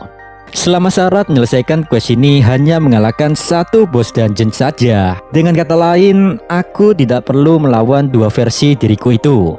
Ya, aku yakin masih ada ruangan bos lain di tempat ini. Dengan kesimpulan itu, MC kita kembali menyusuri neraka ini lagi. Saat itu Sung Soo Ho kembali lagi dihadang oleh Kang Pukul, yang dimana secara mengenaskan tubuh Soo Ho langsung digeprek sampai hancur lebur. Meski begitu, penjelajahan dungeon masih Sung Soo Ho lanjutkan.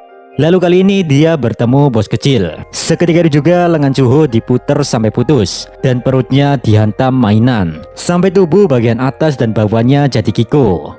Seolah tak peduli dengan rasa sakit yang dia derita, MC kita terus berusaha.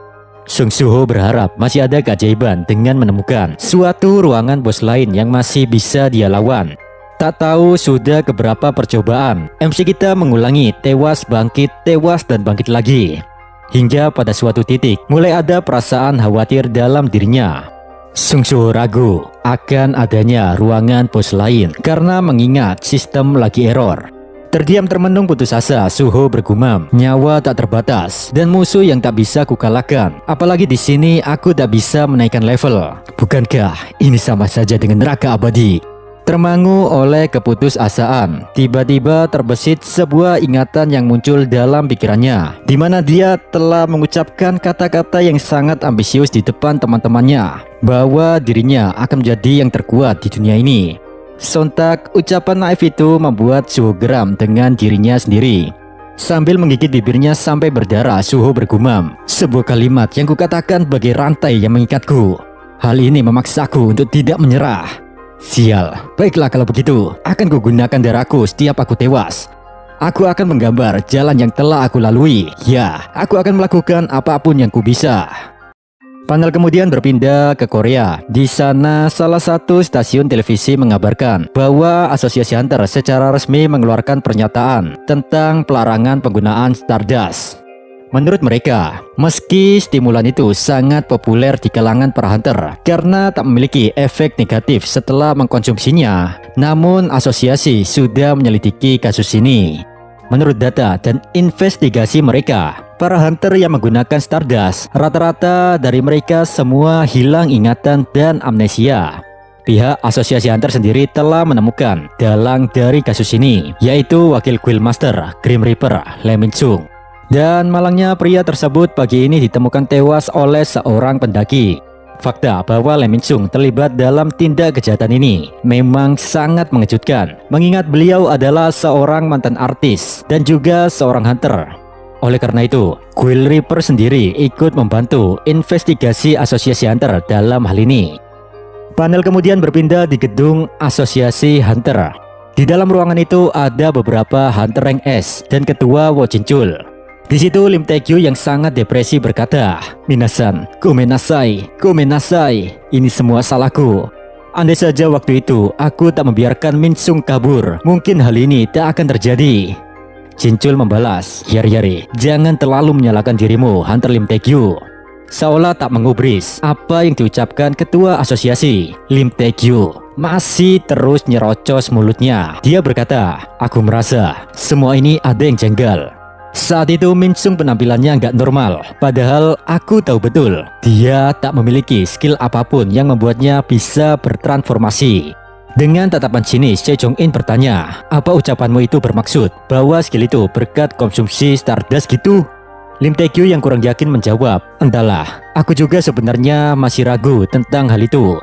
Namun, yang mengganjal hatiku adalah kenapa saat itu ada hunter bertopeng hitam yang mengincar Min Sung. Choi Jong In berkata, apa jangan-jangan orang itu yang menghabisinya ya? Kalau seingatku, ada seorang penambang yang tiba-tiba menghilang dan itu berpas-pasan dengan kejadian hari ini. Nih fotonya, namanya Sung Soo-ho. Meski dia terdaftar sebagai hunter rank D, tapi mengingat situasinya saat ini, aku yakin dia adalah seorang false rank atau memalsukan ranknya. Secara mengejutkan, TL ikut nimbrung. Dia berkata, bolehkah aku melihat foto hunter itu juga? Choi Jong In membalas, oh tentu saja dong. Lihatlah, monggo. Tak usah sungkan-sungkan, kau itu bagian dari kami loh. Di sisi yang lain, Ketua Jinchul terlihat khawatir. Dia bergumam, kemungkinan besar si topeng hitam itu Suho. Tapi kenapa dia menghilang sampai hari ini? Hunter Sung Jinbo, aku hanya bisa mendoakan anakmu. Semoga dia baik-baik saja. Sementara itu, sambil melihat foto Suho, entah mengapa TL merasa gembira karena kini dirinya telah mengetahui nama dari hunter incarannya. Di dungeon di mana Suho menjalani quest barunya, dia terlihat sangat frustasi karena beliau sudah berkali-kali tewas. Dan setiap kali beliau dihidupkan kembali, dia menggambar peta dungeon ini. Dari panel tersebut kita bisa menyimpulkan MC kita sudah tewas puluhan atau mungkin ratusan kali karena peta yang dia gambar menggunakan darahnya cukup banyak bre. Namun entah mengapa Suho tak merasa gila, malahan dari sorotan matanya dia terlihat tak kehilangan tekadnya untuk menyelesaikan quest ini. Sementara itu di Shadow Dungeon, para rekan Suho terlihat sangat terpukul atas kehilangan MC kita, apalagi Beru. Dia terus berputar-putar sambil mengucurkan air mata. Melihat ironi ini, Amut berkata, "Hoi semut, terbang ke sana kemari seperti itu tak akan membuat Monarch muda kembali. Jadi tenanglah sedikitlah." Beru menjawab, "Dasar reptil, kau dingin sekali. Tak ada cara untuk mengetahui apakah Monarch muda baik-baik saja. Lantas bagaimana aku bisa tenang sekarang?" "Oh, Monarch muda, aku Beru tak bisa tidur beberapa hari ini. Tolong, kembalilah." Memahami perasaan frustasi Beru, Esil berkata, "Aku sedikit mengerti kenapa Beru bersikap seperti itu. Ya, gimana ya? Monarch muda tak kembali sejak masuk gate itu, dan ini sudah 2 minggu. Amut menjawab, kau juga mencemaskannya ya." Merasa kesal, Amut yang cuek-cuek aja. Esil menatapnya dengan tatapan sinis. "Sikapmu itu terlalu dingin tahu. Bukankah kau juga bagian dari kami, ha?" Amut membalas, "Onde-mande, aku merasa ragu dengan kalian. Kurasa kalian tak begitu mengenal Monarch muda." Perasaan khawatir dan cemas itu muncul karena kalian membandingkannya dengan sang Shadow Monarch. Ya, kalian cuma memandangnya sebagai seorang anak-anak. Namun, aku sangat mengenalnya. Beliau Monarch muda. Di situasi apapun, dia tak pernah menyerah, walau itu menghancurkan tulang dan dagingnya. Tekadnya sangat kuat hingga dia dapat mendorong mental dan egonya melewati batasannya. Jadi aku yakin seberat apapun rintangan yang dia hadapi, aku percaya dia akan selamat dan keluar dari gate itu hidup-hidup. Sontak, ucapan motivator Abang Amut membuat Beru dan Esil sadar bahwa mereka hanya perlu percaya pada Monarch muda. Sehingga di hari itu, tangisan Beru mulai berhenti dan senyuman Esil pun sudah nampak. Balik lagi ke dalam dungeon. Sambil mengepalkan tinjunya, Suho berkata, "Apa kau pikir aku akan terus membiarkanmu menghabisiku, ha?" MC kita mencoba melawan balik rasa takutnya. Namun tetap saja tubuhnya hancur dalam sekejap saat lawannya merespon balik. Dan masih lanjut saudara. Kali ini beliau melayang di udara sembari mengangkat satu kakinya. MC kita menyerang bos kecil yang lagi asik duduk santai.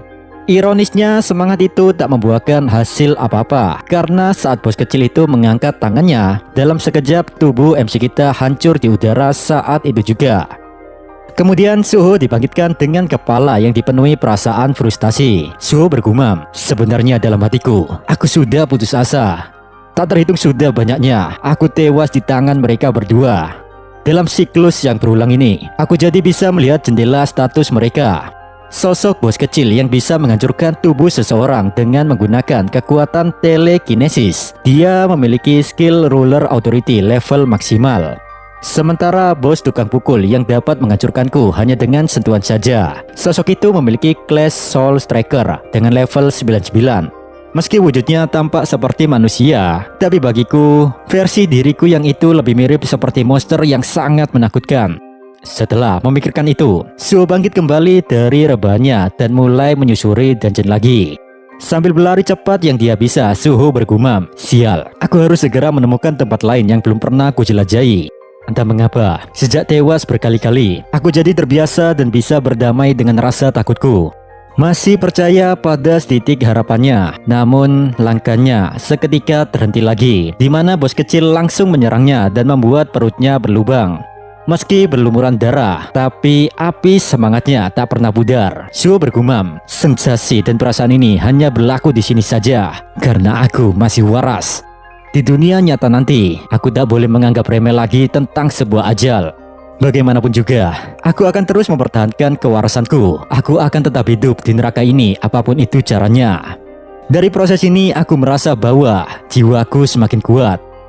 Lalu kegiatan MC kita setelah dibangkitkan adalah menggambar peta dungeon ini. Sambil melihat coretan darah yang dia lukiskan pada lantai, Suho berkata, "Sepertinya hanya tempat itu yang belum pernah aku datangi sejauh ini. Jika di sana tidak ada pintu lagi, maka itu artinya tidak ada cara lain menyelesaikan quest ini selain mengalahkan mereka berdua. Kendati demikian, bukankah ini aneh? Setiap kali aku dibangkitkan oleh sistem, aku bertemu mereka berdua lebih cepat daripada sebelumnya." Haha, sesuai dugaanku. Baru saja jalan sebentar saja, si bocil ini udah nongol aja tuh, seolah-olah dia mencoba menghentikanku agar tidak pergi ke sana. Namun, bodoh amat lah. Ike! Sambil mengatakan itu, Suho berlari menerjang lawannya. Dalam melakukan aksi gila ini, MC kita bergumam, Ruler Authority itu seperti tangan yang tak terlihat. Dengan kata lain, jika aku bisa melapisi tubuhku dengan hal ini juga, maka masih ada kemungkinan untuk menghindari serangan itu. Dan sesuai perkiraan Suho, sebelum serangan bos kecil itu mengenainya, Suho dapat merasakan hal tersebut. Jebret! Dengan refleks yang gokil, MC kita dapat menghindari serangan pengantar nyawa. Lalu kemudian MC kita melompat begitu saja melewati lawannya, dan bos kecil itu dibuat tercengang dengan kecerdasan mangsanya tersebut. Tak membiarkan MC kita lolos, bos kecil menoleh ke belakang dengan tatapan murkanya. Namun saat dia hendak melepaskan Ruler Authority pada mangsanya, di sisi yang lain, Suho melepaskan jaketnya dan dilemparkan ke arah bos kecil agar tak bisa membidik serangan. Kesempatan itu tentunya tak disia-siakan MC kita untuk terus maju ke tempat yang dia tuju. Tak menghentikan larinya, Suho berkata dalam hati, "Akhirnya ketemu. Ya, jalan itu adalah satu-satunya yang belum pernah ku datangi selama ini. Kumohon, semoga saja ada keajaiban." Terlihat di sana ada sebuah pintu ruangan bos lain yang belum pernah dibuka MC kita selama ini. Senyuman tersirat di wajahnya, dia berkata, "Sebuah pintu lagi. Alhamdulillah. Sesuai dugaanku, masih ada bos dungeon selain mereka berdua." Ketika Suho berlari dengan penuh bahagia, tiba-tiba dia merasakan hawa keberadaan yang kuat mulai datang mendekat. Itu adalah kedatangan Suho versi Kang Pukul. Seketika itu juga, koridor dungeon bergetar saat sosok tersebut OTW menuju tempat MC kita. Meski Suho sudah ada di depan pintu, namun hatinya serasa mau meledak karena hawa kehadiran Kang Pukul. Suho berkata, "Semua akan berakhir sia-sia jika Kang Pukul sudah tiba di sini. Cepat, aku harus segera masuk pintu ini." Ironisnya, sebelum MC kita berhasil membuka pintu itu, bos dungeon tersebut sudah ada di belakangnya. Keringat mengucur deras, hati dak-diduk ser, tapi bukan cinta. MC kita dihadapkan pada situasi yang sangat berbahaya. Dengan tatapan bak pemangsa, Kang Pukul tanpa pikir panjang langsung berlari sangat cepat menghampiri MC kita. Bagai ulti Layla, kecepatan lari Kang Pukul seperti cahaya. Sedangkan Suho sendiri, beliau sekuat tenaga mendorong dan membuka pintu besar di hadapannya. Dan pada akhirnya, ya begitulah, MC kita beruntung bisa masuk pintu itu dan selamat dari geprekan Kang Pukul. Suho berkata, "Aku yakin dia tidak bisa masuk ke sini kan? Akhirnya, aku bisa kabur dari mereka berdua."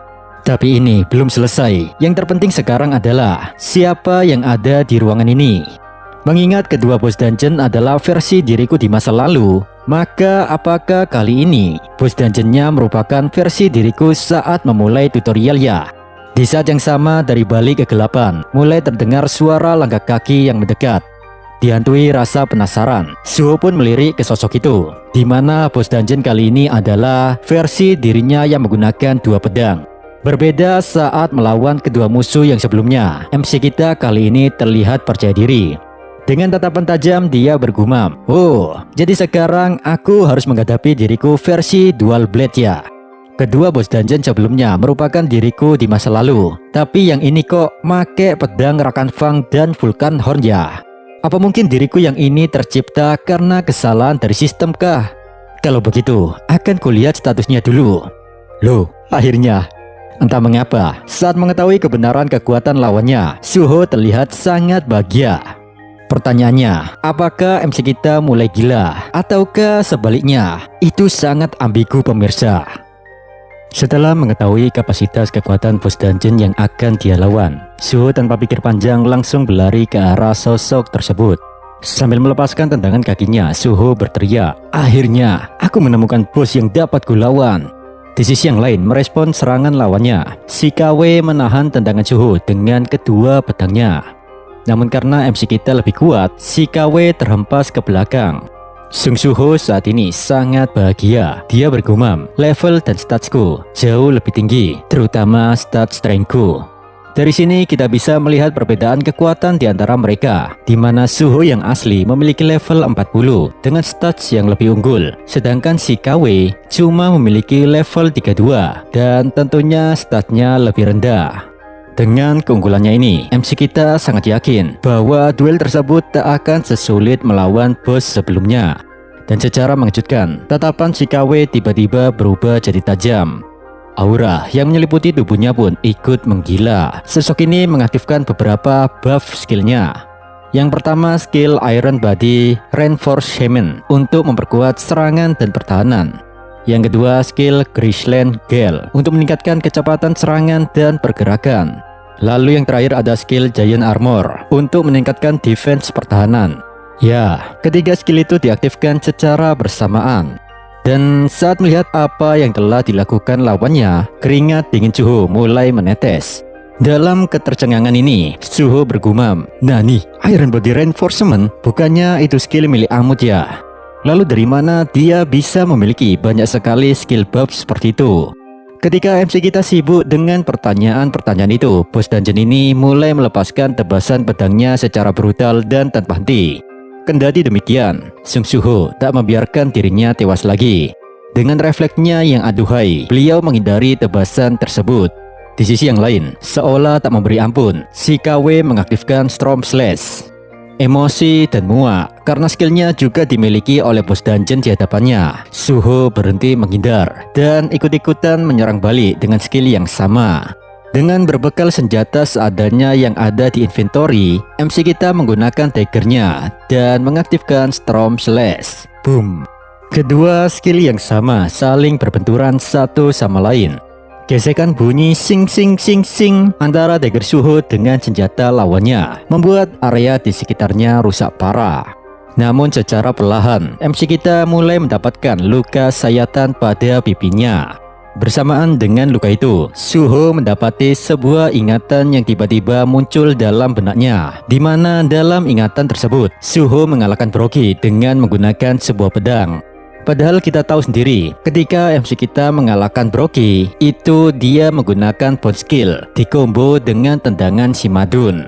Tentunya, ingatan yang aneh ini membuat Suho bingung. Suho bergumam, ingatan apa ini? Seingatku, aku tak pernah mengalahkan Brogy menggunakan pedang. Apa ini? Serangan mental? Nah, karena hal itu pula, MC kita semakin lengah, sehingga tebasan lawannya pun menggores tangan kanannya. Dan bersamaan dengan luka sayatan itu, ingatan yang absurd tersebut muncul kembali, yang dimana kali ini Suho bersama Miho terlihat begitu akrab. Padahal di dunia ini Suho dan Miho tidak kenal satu sama lain. Menanggapi anomali itu, MC kita bergumam, "Nani, muncul ingatan lain yang bukan milikku. Jadi, semakin banyak aku menerima serangan darinya, maka aku akan semakin sering melihat ingatan-ingatan gak jelas itu. Alih-alih berpikir sejenak, Sung Soo-ho memilih mundur dan tak melanjutkan jual beli tebasan. Namun si KW tampaknya tak membiarkan Soo-ho untuk beristirahat. Dia lantas mengucapkan, "Arise." Dalam sekejap muncullah aura gelap gulita, dan dari situ makhluk saman bayangan mulai menampakkan diri. Tanpa perintah dari tuannya, Shadow Squad si KW menyerang MC kita tanpa permisi dulu. Di sisi yang lain, dengan menggunakan daggernya, MC kita terus berusaha sebisa mungkin menangkis serangan prajurit tersebut. Kemanapun Soo-ho berlari, makhluk saman itu tak pernah melepaskan MC kita. Dan dari pertarungan itu, Soo-ho mendapatkan sebuah informasi bahwa Shadow Squad milik si KW memiliki rank kenaik. Di saat MC kita disibukkan dengan pertarungan kecil itu, dari arah atas si KW mulai nggak asik nih. Dia ikut join war. Jebret. Tebasan pun dilepaskan dengan menargetkan kepala Sung Soo-ho, tapi hasilnya cuma mendapatkan sedikit robekan baju. Kok bisa gitu bang? Jadi bre, saat itu MC kita menggunakan daggernya untuk mendorong saman terkutuk tersebut. Alhasil, dia memiliki waktu sepersekian detik untuk menghindari serangan si KW. Agresi serangan bos dungeon semakin memanas. Bersama dengan makhluk samennya, si KW menyerang Soo-ho tanpa kenal lelah. Sementara MC kita sendiri, dia juga nampaknya mulai kewalahan. Soo-ho bergumam, padahal bos dungeon kali ini masih di level 32, tapi dia sudah memiliki Shadow Thorax. Sebenarnya, lelucon macam apa ini? Lamanya pertarungan ini juga membuatku mengerti bahwa ingatan aneh yang mengalir dalam benakku itu berasal dari ingatan milik sosok yang kulawan sekarang. Seakan-akan bos dungeon ini adalah diriku versi dunia lain, di mana di dunia paralel tersebut ada Beru dengan kepribadian yang lebih kalem, Esil yang terlihat feminim, Grey yang menjadi guguk yang imut dan menggemaskan, sedangkan Hamuchi kelihatannya masih sama kok kepribadiannya.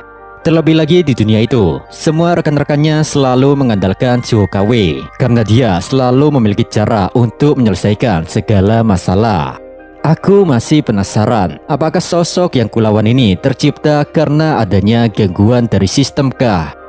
Kembali lagi ke pertarungan, ketika MC kita mulai kewalahan. Di saat itu pula daggernya sudah tak mampu lagi menahan serangan lawannya, sehingga saat senjata Soo-ho terlepas dari tangannya, kesempatan ini langsung dimanfaatkan makhluk saman terkutuk itu untuk melepaskan sebuah serangan. Jelep. Meski tak memiliki senjata apapun, MC kita tak pasrah bre. Dia menahan serangan itu dengan telapak tangannya. Dalam diamnya, Soo-ho bergumam, Kenapa selalu saja sistem memberikanku quest yang sulit begini? Seolah-olah aku dipaksa melampaui batasanku. Tidak pernah ada quest yang bisa kuhadapi dengan mudah. Bahkan sekarang, sistem memaksaku menghadapi musuh yang tak masuk akal kekuatannya, sehingga membuatku tewas ratusan kali. Di saat MC kita masih menahan senjata dari makhluk saman ini, secara mengejutkan si KW muncul dari belakang dengan dua pedang yang siap menebas Soo-ho. Dalam kondisi yang tak mungkin untuk menghindar, MC kita lebih memilih menyerap saman si KW untuk diubah menjadi sarung tinju dengan menggunakan skill Shadow Form Transformation. Alhasil dari usahanya itu, beliau dapat menahan serangan si KW. Kini situasi berubah sangat drastis. Sung Soo-ho tak lagi menjadi sasaran empuk, melainkan telah menjelma menjadi pemburu yang menakutkan. Tatapan Soo-ho kini telah mengingatkan kita pada papanya. Dia sudah tidak lagi gentar menghadapi musuhnya. Soo-ho bergumam, dari tewas dan bangkit kembali, siklus mengerikan yang tak terhitung jumlahnya itu sempat membuatku putus asa. Namun yang aku pelajari dari hal tersebut, situasi tak akan membaik jika aku hanya duduk diam mengeluh. Tak peduli sistemnya error atau apapun, faktanya selama ini aku hanya boneka dari sistem.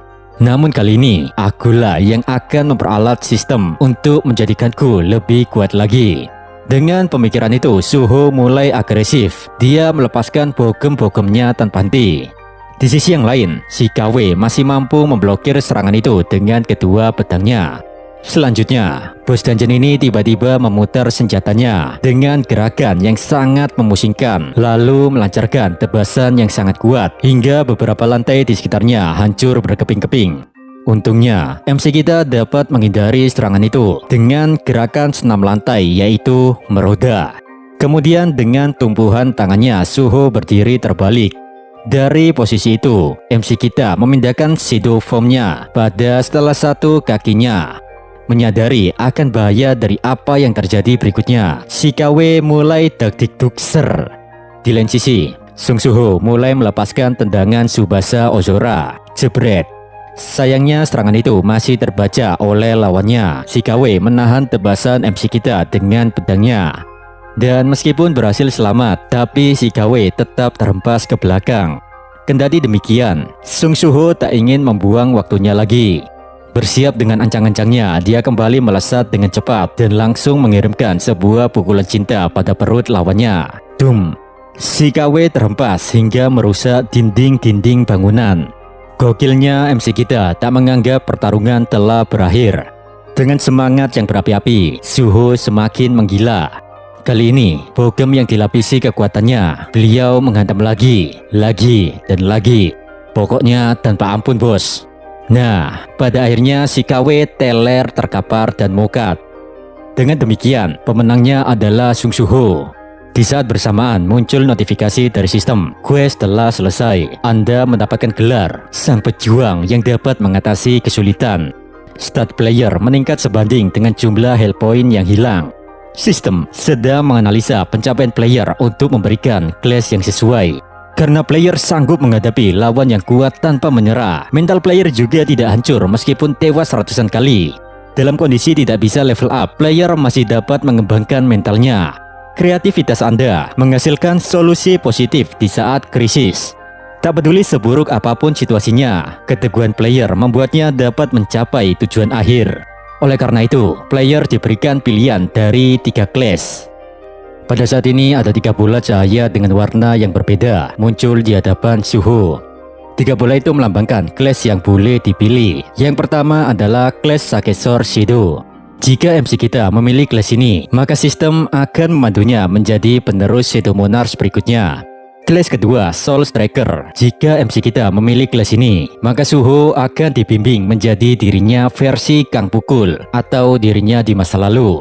Namun masalahnya, stats di masa lalu tidak akan dipulihkan, jadi ya ngulang dari awal lagi bre. Ditambah juga, skill shadownya akan dihapus.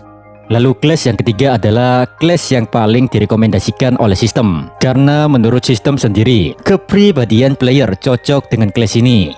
Sambil memandangi 3 bola biji logam mulia itu, Suho berkata, kelas pertama tidak akan mengubah apapun.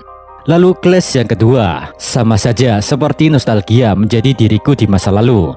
Dan kelas yang terakhir, itu sangat ambigu tanpa sebuah kepastian. Oh, oi, sistem, apa kau bercanda? Kau telah membuatku tewas ratusan kali dengan cara mengerikan dan menyakitkan. Dan pada ujungnya, kau hanya memberikanku 1 hadiah saja. Sungguh, ini tak sepadan dengan jerih payahku. Aku tak peduli lagi dengan pilihan yang kau berikan. Berikan semua kelas ini padaku. Suho mengulurkan tangannya dan mengambil 3 kelas tersebut, sehingga ketiga bola cahaya ini menyatu menjadi satu ke dalam diri Suho. Dan dalam sekejap, tubuh MC kita menjadi bercahaya kayak malaikat. Pesan dari sistem pun muncul. Perubahan kelas telah selesai. Kelas Anda adalah... Menyisakan segala pertanyaan untuk penonton, sang autor membuat kita penasaran apa kelas Suho sebenarnya. Lalu kemudian panel berpindah. Di Shadow Dungeon, terlihat Beru masih terus menangis tanpa henti. Melihat itu, Esil pun mendekatinya dan berusaha menenangkan Beru. Sambil melihat Tuan Kadal, Esil berkata, "Oi, ini sudah 3 minggu loh, tapi belum juga ada kabar dari beliau." Lantas Beru pun juga bertanya pada si Kadal, "Reptil, Monarch muda pasti aman kan?" Sementara itu, Grey di situ tetap menatap bawah dan meneteskan air mata penuh kecemasan. Di sisi yang lain juga, entah mengapa Amut mulai khawatir. Dia berkata, gimana ya? Aku tak menyangka jika sampai selama ini. Apakah ada sesuatu yang buruk menimpanya? Namun selang beberapa saat, tangisan Grey tiba-tiba berhenti. Dia merasakan sesuatu yang sedang mendekat. Dan sesuai insting Grey, sebuah portal gate muncul. Dari dalam gate itu, keluarlah sang Monarch muda menyapa rekan-rekannya. Tampaknya, kalian baik-baik saja ya, lama tidak bertemu. Spontan kehadiran sosok yang mereka tunggu ini membuat tangisan pilu berubah seketika menjadi seruan teriakan bahagia. Monarch muda! Di lain cerita, di sebuah gedung kantornya Yo Jin Ho, di sana terlihat ketua Jinchul yang datang menemuinya. Jin Ho berkata, "Ketua, apa masih belum ada kabar tentang Suho kah?" Jinchul menjawab, "Gomen nasai, Jin Ho-san. Sampai saat ini, Asosiasi Hunter belum menemukan sebuah petunjuk apapun. Ditambah lagi, suasana di sekitar Asosiasi Hunter belakangan ini sedang tidak baik. Anggapan bahwa Suho adalah orang yang telah menghabisi Lee Min Chung semakin menguat." Mendengar penuturan itu, temperamen Jin Ho melonjak. Dengan nada emosi, dia berkata, "Suho kita tidak mungkin melakukan hal keji seperti itu." Jinchul membalas, "Aku juga sependapat denganmu. Mungkin ini semua masih berkaitan dengan utusan Itarim yang kau sebut itu." Merasa frustasi, Jin Ho berkata, "Di dunia sebelumnya, aku tidak bisa melakukan apapun untuk Jin Ho-san. Dan di kesempatan kedua ini, aku tak akan membiarkan Suho bertarung sendirian seperti papanya." Sontak saat mendengar ucapan Jin Ho tersebut, ketua Jinchul merasa terpukul dengan ketidakbejusannya. Di tengah percakapan, tiba-tiba HP Asia Hidayahnya Jinchul berbunyi, yang dimana itu adalah notifikasi darurat yang menandakan terjadinya dungeon break pada suatu kota di negaranya. Jinchul yang kesal bergumam, "Sial, lagi-lagi dungeon break ya." Panel kemudian berpindah di lokasi terjadinya dungeon break. Terlihat di tengah kota, banyak bangunan yang telah dirusak dan dihancurkan oleh para monster kadal. Menanggapi kekacauan ini, para hunter yang sudah bersiaga berniat menghentikan amukan kadal-kadal busuk ini. Namun, karena kekuatan di antara mereka sangat jauh, para hunter keroco ini hanya menjadi mainan dan buang-buang nyawa saja. Di saat situasi semakin chaos, dari mulut para hunter itu, keluarlah kata-kata mutiara penuh hikmah. Mereka berkata, "Sialan, kenapa bisa di tengah kota terjadi dungeon break skala besar? Sebenarnya, apa yang dilakukan guildnya Choi Jong-in sih? Seharusnya merekalah yang bertanggung jawab di area ini." Di tengah keributan antar para hunter itu, tanpa siapapun yang menyadari, ternyata Hunter Park Do-jin atau TL sedang ada di atas bangunan. Ngapain bang dia di sana? Ya tentu saja main layangan bre. Dan sekedar ngasih tahu, kekacauan tersebut adalah ulah alien ini. TL berkata, "Membosankan sekali. Aku harus memiliki beberapa pencapaian asli agar bisa tergabung dalam inti Asosiasi Hunter. Maka dari itu, kekacauan ini harus kuperbesar agar saat aku berhasil membereskannya, diriku akan dibicarakan di mana-mana."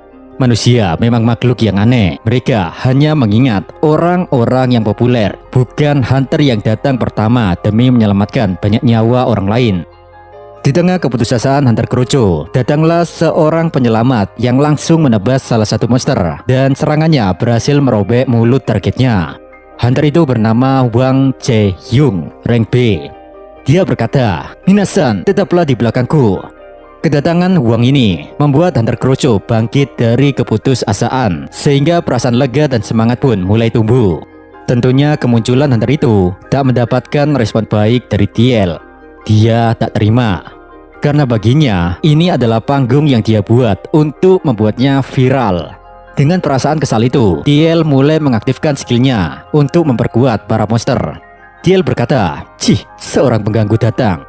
Apapun caranya, dia harus kusingkirkan dari panggung milikku, karena panggung ini dibuat untuk memberikan semua sorotan media hanya padaku." Seketika itu juga, para monster merasakan kekuatan mereka meningkat. Terlebih lagi, monster yang tadinya baru ditebas oleh Wang, luka di mulutnya juga sembuh saat itu juga. Dan tanpa mikir lagi, kadal tersebut mengibaskan ekornya ke arah Wang. Dalam sekejap, tubuh hunter rank B itu terhempas sangat jauh dan menabrak dinding salah satu gedung. Tentunya, serangan dahsyat itu langsung membuat Wang tak sadarkan diri. Ironisnya, agresi dari kadal-kadal ini tampaknya belum puas. Beberapa dari mereka mulai mendekati tubuh Wang yang terkapar tak berdaya. Lalu, darah keluar. Para monster menggebuki tubuh Wang sampai hancur tak tersisa. Bahkan kadal yang tadi ditebas Wang, dia terlihat tertawa puas akan penyiksaan yang menimpa hunter rank B itu. Di sisi yang lain, para hunter keroco yang melihat nasib penyelamatnya, kini mereka kembali ke dalam keputusasaan. Dengan badan gemetaran, salah satu dari mereka berkata, "Sial, apakah ini akhirnya?" Secara tak sengaja, Jin Ho-san menyewaku untuk menemani sepupunya di luar gate. Uang itu pun lalu kugunakan untuk mengobati kakiku yang pincang, dan sisanya kubelikan sebuah senjata. Kupikir dengan kembali menjadi hunter, aku bisa mendapatkan nafkah. Dan sekarang aku sadar, seorang hunter rank D sepertiku tak akan bisa menyelamatkan penduduk sipil dari para monster gila ini. Monolog penuh putus asa terus berdengung di kepala paman hunter tersebut, sehingga menempatkan dirinya pada keadaan pasrah dan menerima ajalnya.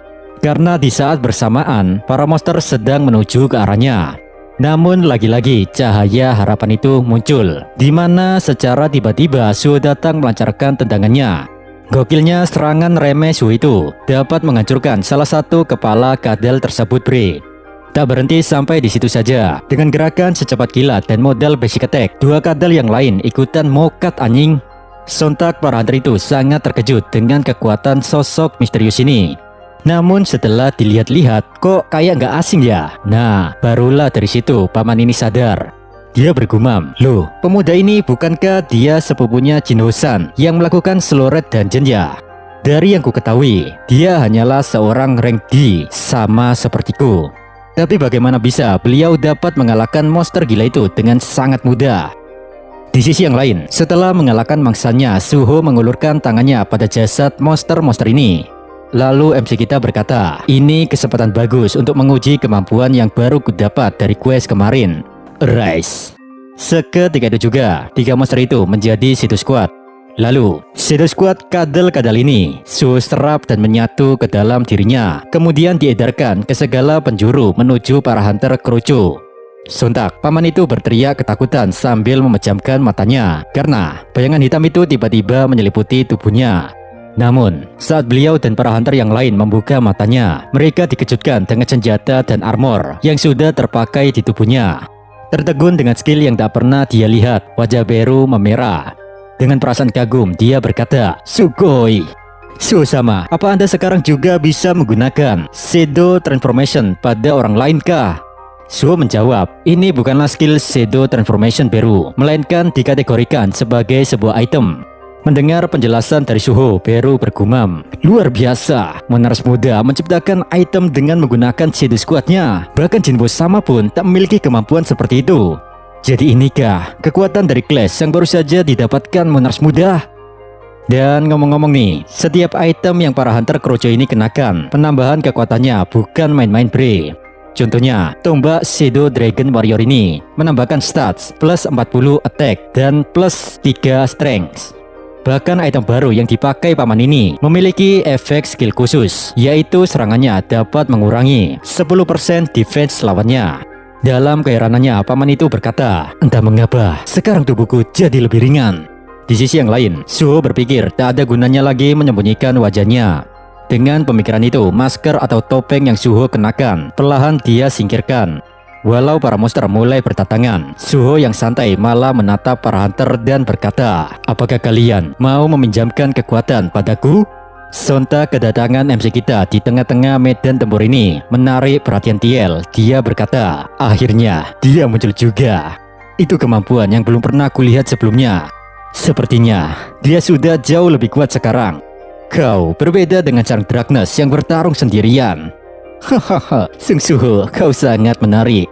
Kini MC kita bersama rekan barunya mulai bersiap bertempur habis-habisan untuk mengalahkan para monster yang mengamuk di kota. Bahkan dari sorotan mata Sung Suho sendiri, dia yakin kekuatan barunya itu dapat menerangi dunia yang ayahnya titipkan padanya. Oh iya bre, ini status Windu Suho, di mana dia sekarang memiliki kelas Irregular Wedge Shadow dan berlevel 42. Beliau juga mendapatkan skill baru yang bernama Shadow Creation. Skill ini tak memerlukan mana sihir sama sekali, dan dengan kemampuan itu, Suho dapat mengubah para shadow menjadi item berdasarkan imajinasinya. Namun shadow yang telah digunakan tidak bisa kembali menjadi bagian dari prajurit atau Shadow Squad. Lalu kemudian panel berganti di markas Guild Asura di Perindapan. Di sana tiba-tiba terjadi sebuah ledakan, yang dimana dari dalam bangunan, Ryo dan para hunter yang lain sudah dalam keadaan sekarat. Dalam gumamnya, Ryo berkata, Suho, Kumini, maafkan aku karena telah membalas kebaikanmu dengan cara seperti ini. Di sisi yang lain, sosok yang mengajar mereka pun mulai meninggalkan guild. Itu adalah Thomas Lebeo. Dengan nada murka, dia berkata, jadi hunter yang telah menghabisi orang-orangku itu ada di Korea ya? Kalau begitu, siapkan tiket pesawat. Kita harus segera ke sana menemuinya. Aku tak akan pernah memaafkan siapapun yang mengusik milikku. Di sini Thomas Lebel nggak terima dan ingin membalaskan dendam anak buahnya. Panel lagi-lagi berganti memperlihatkan langit yang awalnya cerah, tiba-tiba jadi agak mendung. Lalu nggak lama setelah itu muncul sebuah gate. Dan di dalam gate tersebut ada seorang wanita di tengah-tengah dunia bersalju. Ini salju apa kabut sih bre? Bingung saya. Anggap saja salju lah ya. Wanita itu berjalan menyusuri badai salju dan kembali ke titik awal dia berada di sana. Yang dimana ternyata wanita ini tak sendirian, melainkan ada seekor naga besar yang selalu menjaganya. Jika dipikir-pikir lagi, sebelum perpisahan Jinwoo dan Cha Hae-in, mereka sedang memandu kasih dalam naungan senja. Dan saat Jinwoo meninggalkan istrinya itu, Nona Cha masih berada di atas tubuh Kaisel. Dengan kata lain, hahaha, ini nih, ya ini mama terkuat kita, fix dah. Ini adalah mama Cha Hae-in bersama Kaisel. Sialnya, ini adalah chapter terakhir dari Solo Leveling Ragnarok. Jadi untuk kelanjutannya belum bisa dipastikan bre. Selebihnya Mimin minta maaf jika ada salah kata atau nada ucapan yang gak jelas. Terima kasih buat kalian semua yang mau mendengarkan bacotan receh dari channel kecil ini. Saya Bang Gio Brando, pamit, bye bye.